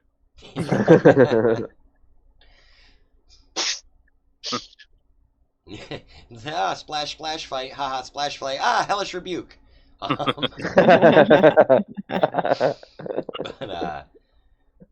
yeah, the veggie pygmies are kind of watching the two of you, and one of them starts to kind of speak to the other one a little bit, and the one that's being spoken to just shushes him. Like maybe you take notice a little bit of this. It's like you kind of notice that they like one of them sort of snaps at the other one, and he's like tells him to behave or something.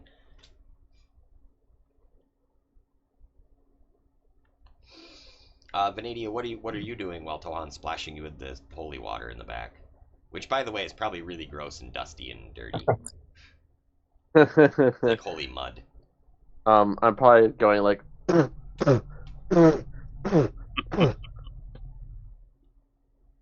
You got something right here. I'm probably like sizzling in places, a little bit.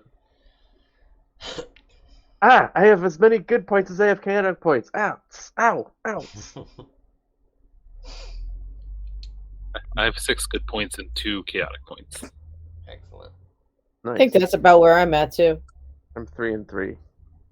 Whatever reason. Well, actually, more like probably like 4 good points and 2 chaotic, or 5 good points. I don't know. It's a good thing that it's much like whose line is it anyway, and the points are arbitrary. Mhm. I've been tracking them. It's on the same page I used to track my kills, and then I ran out of room, so I stopped.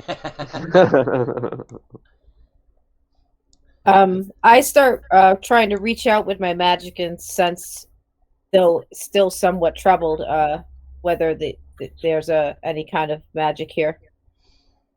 Alright. Alright, so Maggie, you can roll a religion check for me. Airyainth, you can roll an arcana check for me. And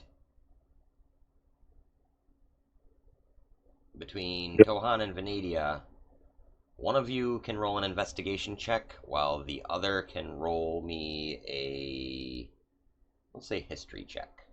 Dibs on investigation. I got it. I got plus got it. 2 either way, so I don't care. I got 30 20. I'm sorry, 30 20 on the arcana check. Okay. 22 investigation. Okay. 12 religion. Okay. 11 history. Okay. So Venedia, you're like, this looks like every fucking temple we've been in. God damn it. Yep. Exactly. That is exactly what she would say. Let's see. Maggie, your religion check doesn't really reveal anything spectacular to you. You're just kind of looking around and you're like, okay, this is a pretty reverent place, but it's not anything particularly divine about it that you can tell. Airyainth, you detect that there is very strong lawful magic here. Super, super strong lawful magic. And Tohan, you, as you are kind of playing around, maybe you go to grab something off the floor to throw at Venedia, and as you look under one of the pews, you notice that there is a circular stone with a single rune inscribed in it. And it looks like it is separate from the rest of the floor. It looks like, the rune is actually written in red, and this looks kind of like a button. Hey guys, there's this Skyrim stone over here. I go over there and I think I have comprehend languages for like an hour. Do I still have that? Probably would have expired by now. I mean, you could definitely say that you would recast it or what. I pushed the pews out of the way. Yeah, all Indiana Jones style. All right. Yeah, I'll recast it so I can read it. Okay. I'm gonna produce flame in my hand as a torch, so there's a little bit of extra light. Excellent. So when you cast comprehend languages, kind of this shimmering effect again takes hold, and on this kind of raised little stone, it says Coelum. And this, as it's shimmering, translates into common so that you can understand it. And it says chaos. So the first word, as a reminder, was ruat, and that translated to though. So far you have though chaos. So that is officially the second word I found. Yep. Okay. So it's ruat and coelium, or Coelum. However you pronounce that, I don't know. Coelum. Yep. Ruat is Ruat. Ruat. Yep. Coelum. Coelum. All right. Well, I do the same thing with that word as I did with the other one. Like I set it in there, but without setting it in order or making anything official. Okay. And yeah, you feel again that same feeling that the staff is now just a little bit more complete. Like it's that first one kind of solidified that first piece of rod into the holding container that used to be Reggie, and this second one has kind of now done the same thing. Like you can almost, like if you look at it with your arcane senses, you can sort of see like almost like the power level increase. Now as you read this word off from this stone, something begins to kind of shift in this stone a little bit. It starts spiraling very slowly and sinking down into the floor. And just as it clicks, a large star map again pops up, showing the system that you're in, and then it zooms way out and shoots a line across time and space and shows you the next location again, a star system with 7 planets. I contact Reggie and say, Reggie, please record everything that I'm seeing here. Oh yes, Miss Airyainth, I'm already downloading it from the CCTV.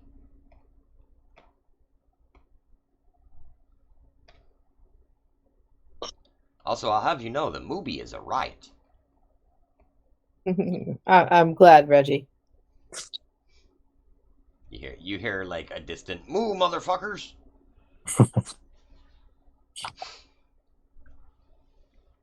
So it seems that you have learned the next part of your journey, where you will be headed to find these pieces of, or the remaining words to secure the rod's order.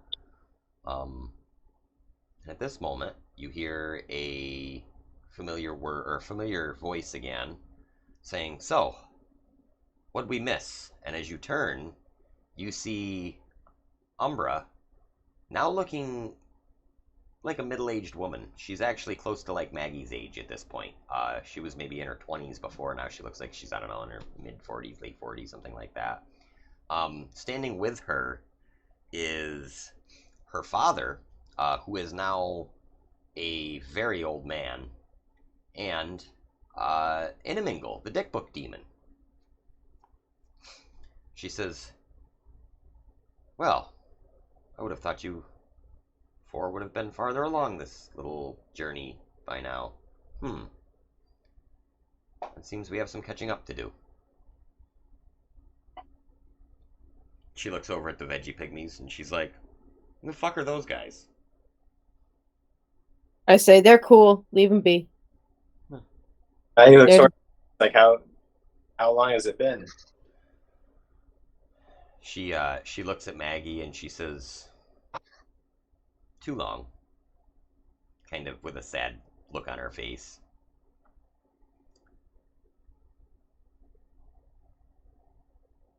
She says, "So, shall we go back to the ship? My father I could wish- definitely use the rest." You guys are more than welcome to head to the ship. I just wish to speak to the chief one last time in order to see if he has a way to commune with the world tree, for I am very troubled with what the goddess I am connected to has told me it by mood. Yeah. So as you guys kind of make your way back towards the ship and towards the factory and everything, and even already the farmers are now a little bit more at ease with the veggie pygmies after this, hour or two that you guys took to get to this temple and back, a couple hours, whatever it was. And you see the veggie pygmy chief standing at the edge of the forest, and you approach him, and upon hearing your question, he sort of nods gravely, and he says, "Magic bigger than chief, bigger than you, bigger than universe. Magic, well, magic. we shall see what magic know about you and what you know about magic. And he reaches over to one of the young veggie pygmies that happens to be running by, and he whispers something in his ear. And after just a few moments, the veggie pygmy runs off, and after a few moments he comes back, and he's got another creature with him. And this creature is about the same size as the veggie pygmies, but he is, for lack of a better term, he's a sapling, essentially. He's a tree. But a very small, 2 inches around, has a bit of a face. And the veggie pygmy bows deeply towards him, and the little tree creature bows back. He looks up at you and he says, "This elm, one of tree folk, live on planet. Very quiet, quieter than veggie pygmy. He agree to help." And he reaches out and he plucks a single leaf from the head of this sapling. And it doesn't seem to cause the sapling any real pain or anything. He's just like plucking a hair. He hands it to you, and he says, "Chew." I bow my head solemnly in thanks and chew the leaf. Okay. Make me a Constitution saving throw. DC 18.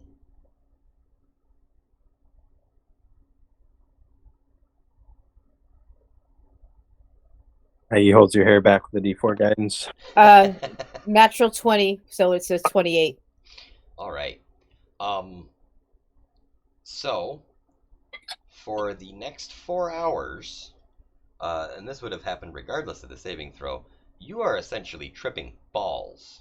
Nice. However, Sick. because you passed your Constitution saving throw, it is more of a like spiritual journey. It's not just some crazy fucking bad trip. You're actually able to glean from this some insight.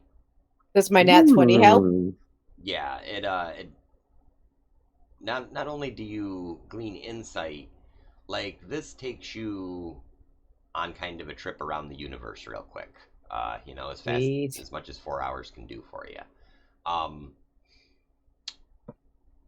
So this is essentially like, some Vision Quest shit, some like ayahuasca stuff. You see on your home world, Vecna's forces are now unparalleled. Like with the dragons gone, the only real threat to Vecna was the remaining little like kingdoms that were sort of holed up, and he has essentially conquered Tyrell at this point. There is no sign of any of the good dragons either. They seem to have all gone with the chromatics.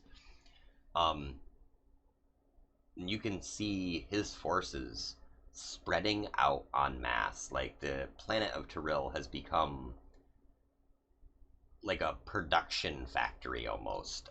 Just this like kind of very steampunk planet now, where the undead toil away to create spelljamming ships, and he's just sending out hundreds upon hundreds of these ships in every direction, most likely searching for you and probably the staff. The vision takes you to, and I'm going to take a shot in the dark, and I'm going to say that because you're tripping balls and you are still connected to the rest of the group psychically, they're probably sharing this, although to a lesser degree. Nice. They're getting some of the kind of, we'll say like feedback from it.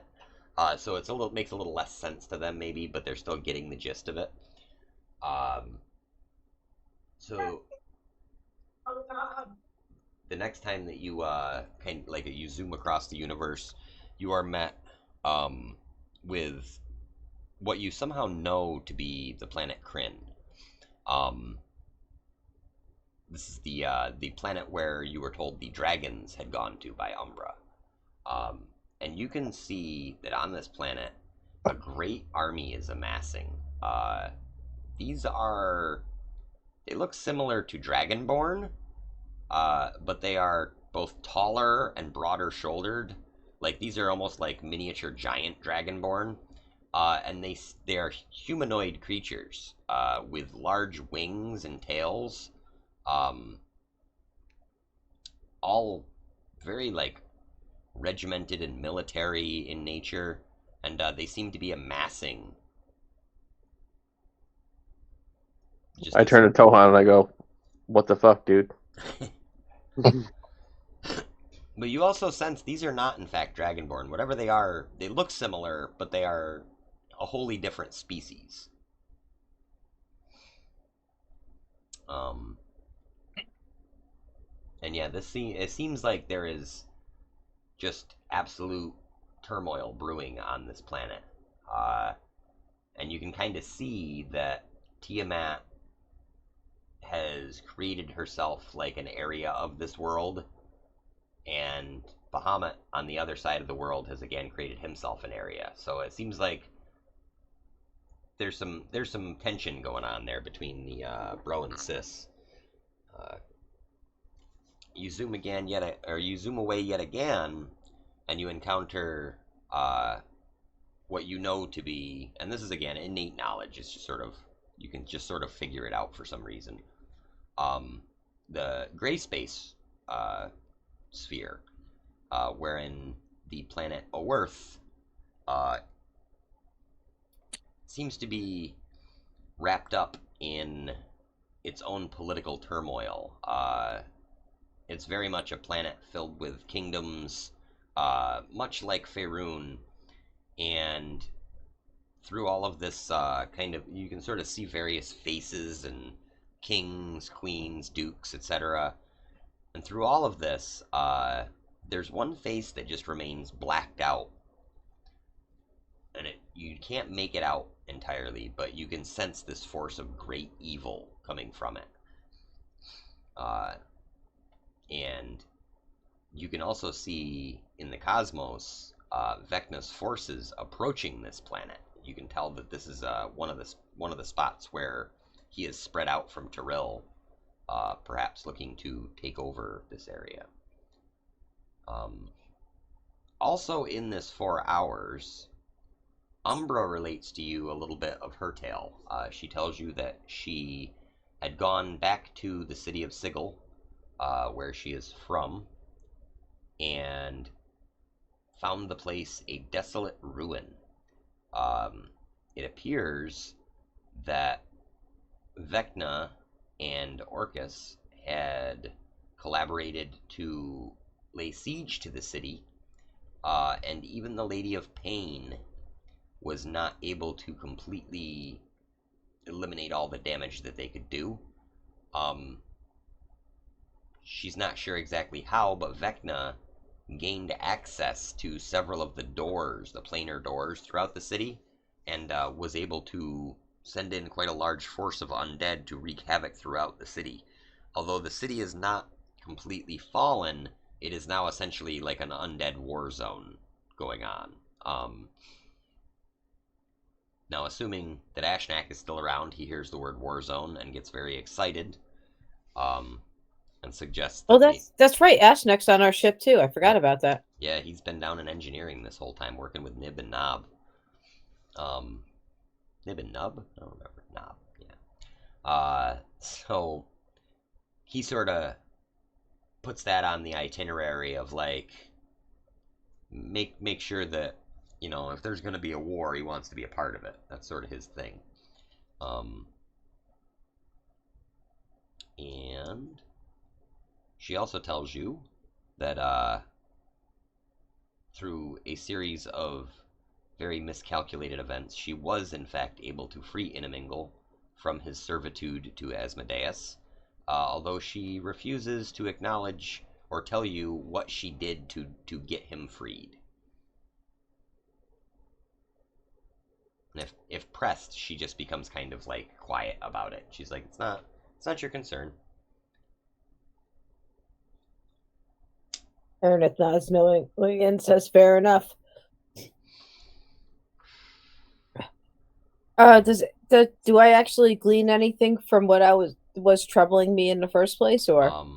So after seeing all of these various like planets and things, you feel a very like distinct kind of coldness. Um, and this doesn't happen through direct like speech. It's more like a series of emotions that you get. The first one being anger, and you perceive this anger not to be towards you, but towards the denaturalization of magic that is occurring on a widespread scale through Vecna's sort of spread. The second is sadness, and much in the vein of the first, it's, like the weave of magic itself is suffering, and the weave of magic being the sort of life force of the god of magic, she is obviously, she's worried. You feel like Mistra could perhaps be in dire trouble, like maybe even dying because of this. And the third emotion that washes over you is something akin to vengeance. And you get the distinct feeling that Mistra's will towards you is that you eliminate the threat to the weave of magic itself. However, you don't really know how to go about doing that. Like, there's no specific, like, instructions or anything. It's just like you get the sensation that the weave of magic is in danger. Mistra is not fucking happy about it, and that she expects you to do something about it. Alrighty then. Whether that is got to do with the Rod of Seven, or with Kryn, or Gray Space, or Tyrell, that sort of remains to be seen. So you guys are back at the ship at this point.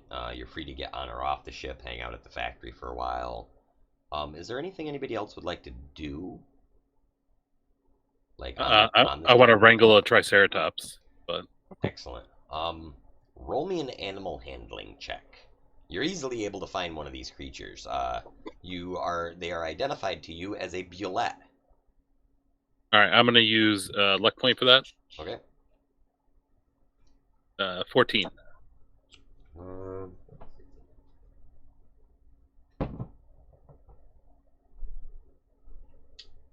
Okay, you are able to get close to one of these things, and sort of like you're doing the Chris Pratt thing from Jurassic Park where he's putting the hand out. Can I cast Speak with Animals? Or is this a monster? I believe it is qualified as an animal. Pretty sure.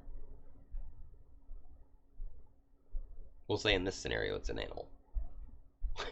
That might change in the future, but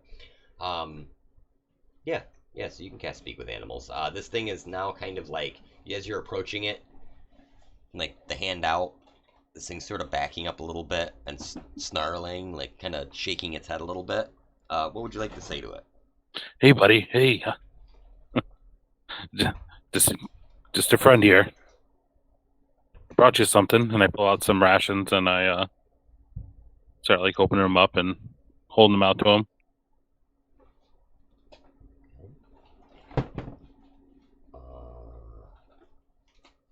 So this thing kind of leans forward a little bit, and it sniffs at the food in your hand,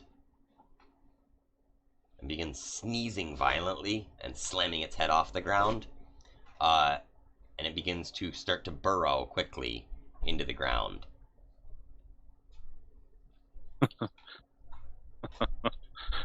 Goodbye, friend.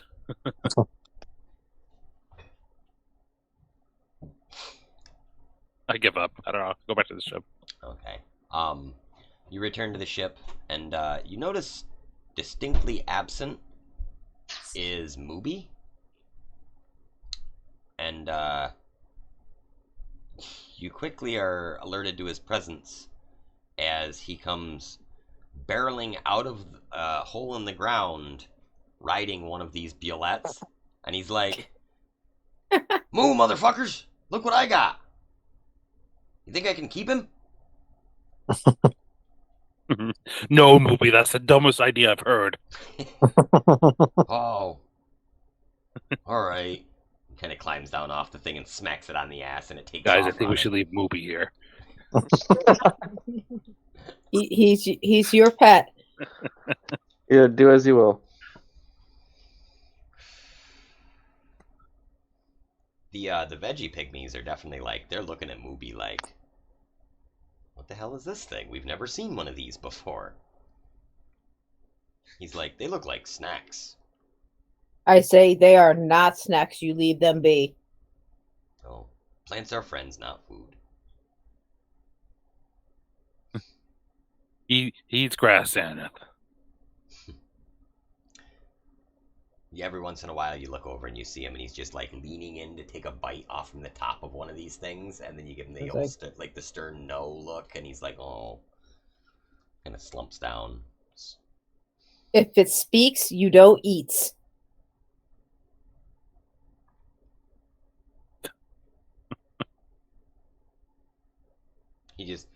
He finds like one of the batatas that was all cooked on the ground. He's like just walking around chewing on one of those.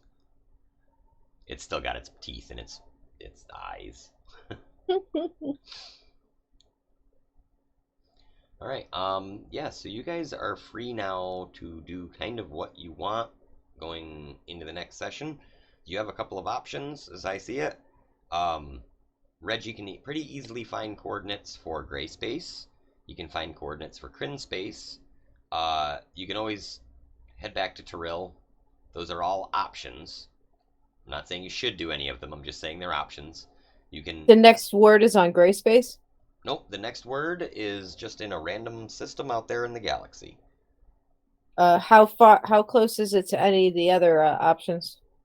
It would be the fastest for you to get to Kryn space. Gray space seems to be the farthest away, and the location of the next word is sort of in between the two, as far as distance goes. Reggie reminds you that you have been messing around with the ability to burn spell slots, which means that, even if you had a long rest, at the end of that long rest, essentially that spell slot is gone for the duration, because you would have used it. But you can do that in order to almost make an immediate jump to any of these systems. So it all depends. Do I get more of a boost depending on what level spell slot I use? Yes, sort of. So in order to get to Kryn space, the closest one, it would be a level 1 spell slot. To get to your next temple location, it would be a level 2 spell slot. In order to get to gray space, it would be a level 3 spell slot. And this will get you there, like I say, pretty much instantaneously. Gotcha. Like minutes, not hours. And all right, and Kryn space is where the dragons are, right? Yep, Kryn space is where the dragons are. The rumor that you guys had heard on the space trucker station, was that gray space, or more specifically the planet in gray space, Oerth, you had sort of heard rumors about this being like Vecna's point of origin in the universe. Like maybe he came from that planet first. So that's the only real reference you've had to this. But it does seem like it's important in the scope of things, especially considering your little like vision quest. And yeah, Kryn space is where the dragons went, and so you've got at least 3 paths that you guys can pick from. You don't need to make a decision now, but just keep it in mind, I guess. Maggie tells the group she's gonna cast commune and try to ask Hestia directly after seeing her in the fire, or some representative. Nice. So first she'll ask whether whether the next step for the good of the universe is them going to Kryn space. Airyainth was going to suggest perhaps Kryn space, then the next point where the staff is, and then on to gray space. Kind of work on all multitasking. Yeah, because they're not in a direct beeline, but it's like you can go one, then the next, and it sort of gets closer each time. So like if you flew to Kryn space first, if you wanted to jump to the temple location, it would only be a level 1 spell slot. So it'd be your next kind of point. Hopefully I can actually draw up a map of all this shit at some point, like some sort of a star map for you guys, but I haven't gotten that technical yet. Would be flying to Kryn space be enough for us to do another long rest so we can be completely refreshed? Yeah, flying there without using any spell slots would probably take about 3 days, Reggie tells you, it looks like. 3 of your Tyrell days, as it were. Oh wow, that's a lot longer than I Yeah, thought. so it's quite a ways, and he travels pretty fast without the additional spell slot stuff. The spell slot stuff is like really like hyperspace jump, like instant like Battlestar Galactica shit. Gotcha. So this commune spell, I can ask up to 3 questions of the deity and receive a correct answer for each question. So, okay. So we want to go you're ahead and asking answer which of the 3 is the most important? I guess, well, they're yes or no questions. So she's asking, like, would the best move for the universe be for us to go to Kryn space next?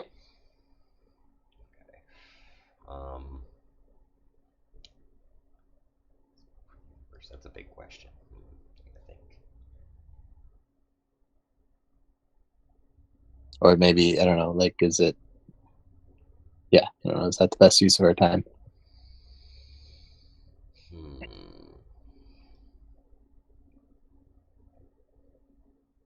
Oh, quick question for Jen too. Did Airyainth tell us all about her like experience with Mistra and all that, or is that?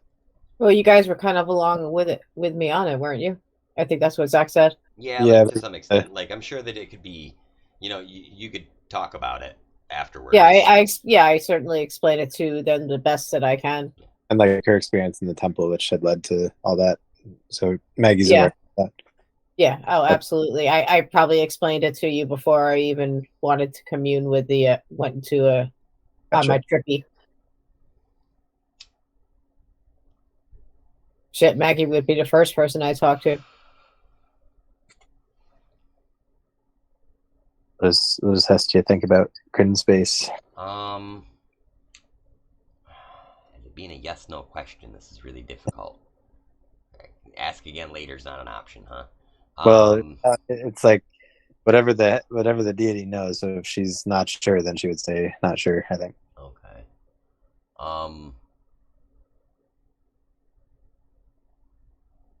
You can always post the questions now and have answers for us on our next session. Yeah, that might be the best way to do it because I have to think about this. This is this is deep level plot shit. I'll put the questions in the chat. All right. So what was the second question going to be? They were going to build on each other, so I'll just put them in the chat. Gotcha. Yeah. So it seems like we got some stuff to think about before the next session. I know I do. Because I don't know which is most important. Like, I don't have a good answer for that. Like, they're all equally important, I guess, would kind of be what she would think. Okay. But it's hard to put into a yes or no. Yeah, it's not really a yes or no. It's like they're all of equal value, I guess. Like, each holds its own merits and its own detriments. Okay. So I guess she'll ask, is Mistra in trouble that we can prevent? Yes. And is the rod is completing the rod the way that we're going to is that how we can prevent or and end the evil from happening? yes and no. Dang, Hestia. Yeah, sorry. That's an honest answer, though. At this point, Airyainth is in mind to continue to collect all the parts of the rods, but she's still on the fence as to whether she will put them in the proper order or what she'll do at that point. Well, it seems like... Excuse me. It seems like so far, the first two pieces of the rod, as far as you can tell, are, like, activated. Like, it's like, as soon as you come into contact with these kind of holy places for the Wind Dukes, seems like the rod is just sort of, like, ching ching, like, turns on. Whether they're put in a proper order or not. Well, it seems like this is the proper order. It seems like this is the actual... Oh, gotcha. So at the very end of it, I have to decide whether I want to connect the last one or yeah, not. exactly. Like, you'll have one word at the end that would be the deciding factor of it being finished. Gotcha. All right. Well, Airyainth is still determined to get all the parts before the other dude does. I feel like that is a very good choice. Yeah. All right. Well, probably kept you up way too late. That's okay. I actually haven't been going to work until 6 this week because we've been really fucking slow this week. Like, we've got all kinds of issues with deliveries and supply and all sorts of shit like that. So No shit. I've been a carpenter all week. I haven't even been a precaster this week. I've literally been like cleaning up the carpenter shop and like just cutting random shit for them, and it's a nice change of pace. Like, No I'm gonna doubt. go run saws instead of running like concrete vibes and stuff. Like, all right, cool. That's been kind of nice. All right, guys. It is getting late though. Yeah, I should probably wrap it up. It's 9:45. Awesome. Thanks Good for night, playing. guys. Hopefully it continues to kind of develop for next week's session. Indeed. Super fun, guys. Yeah, no doubt. Yes, definitely had a good time. You guys have a good night. Thanks for killing all too. the potatoes for me, guys. You're the best. It Have a good night. You too, Zach. was a pleasure. All right. See y'all. Night. Later.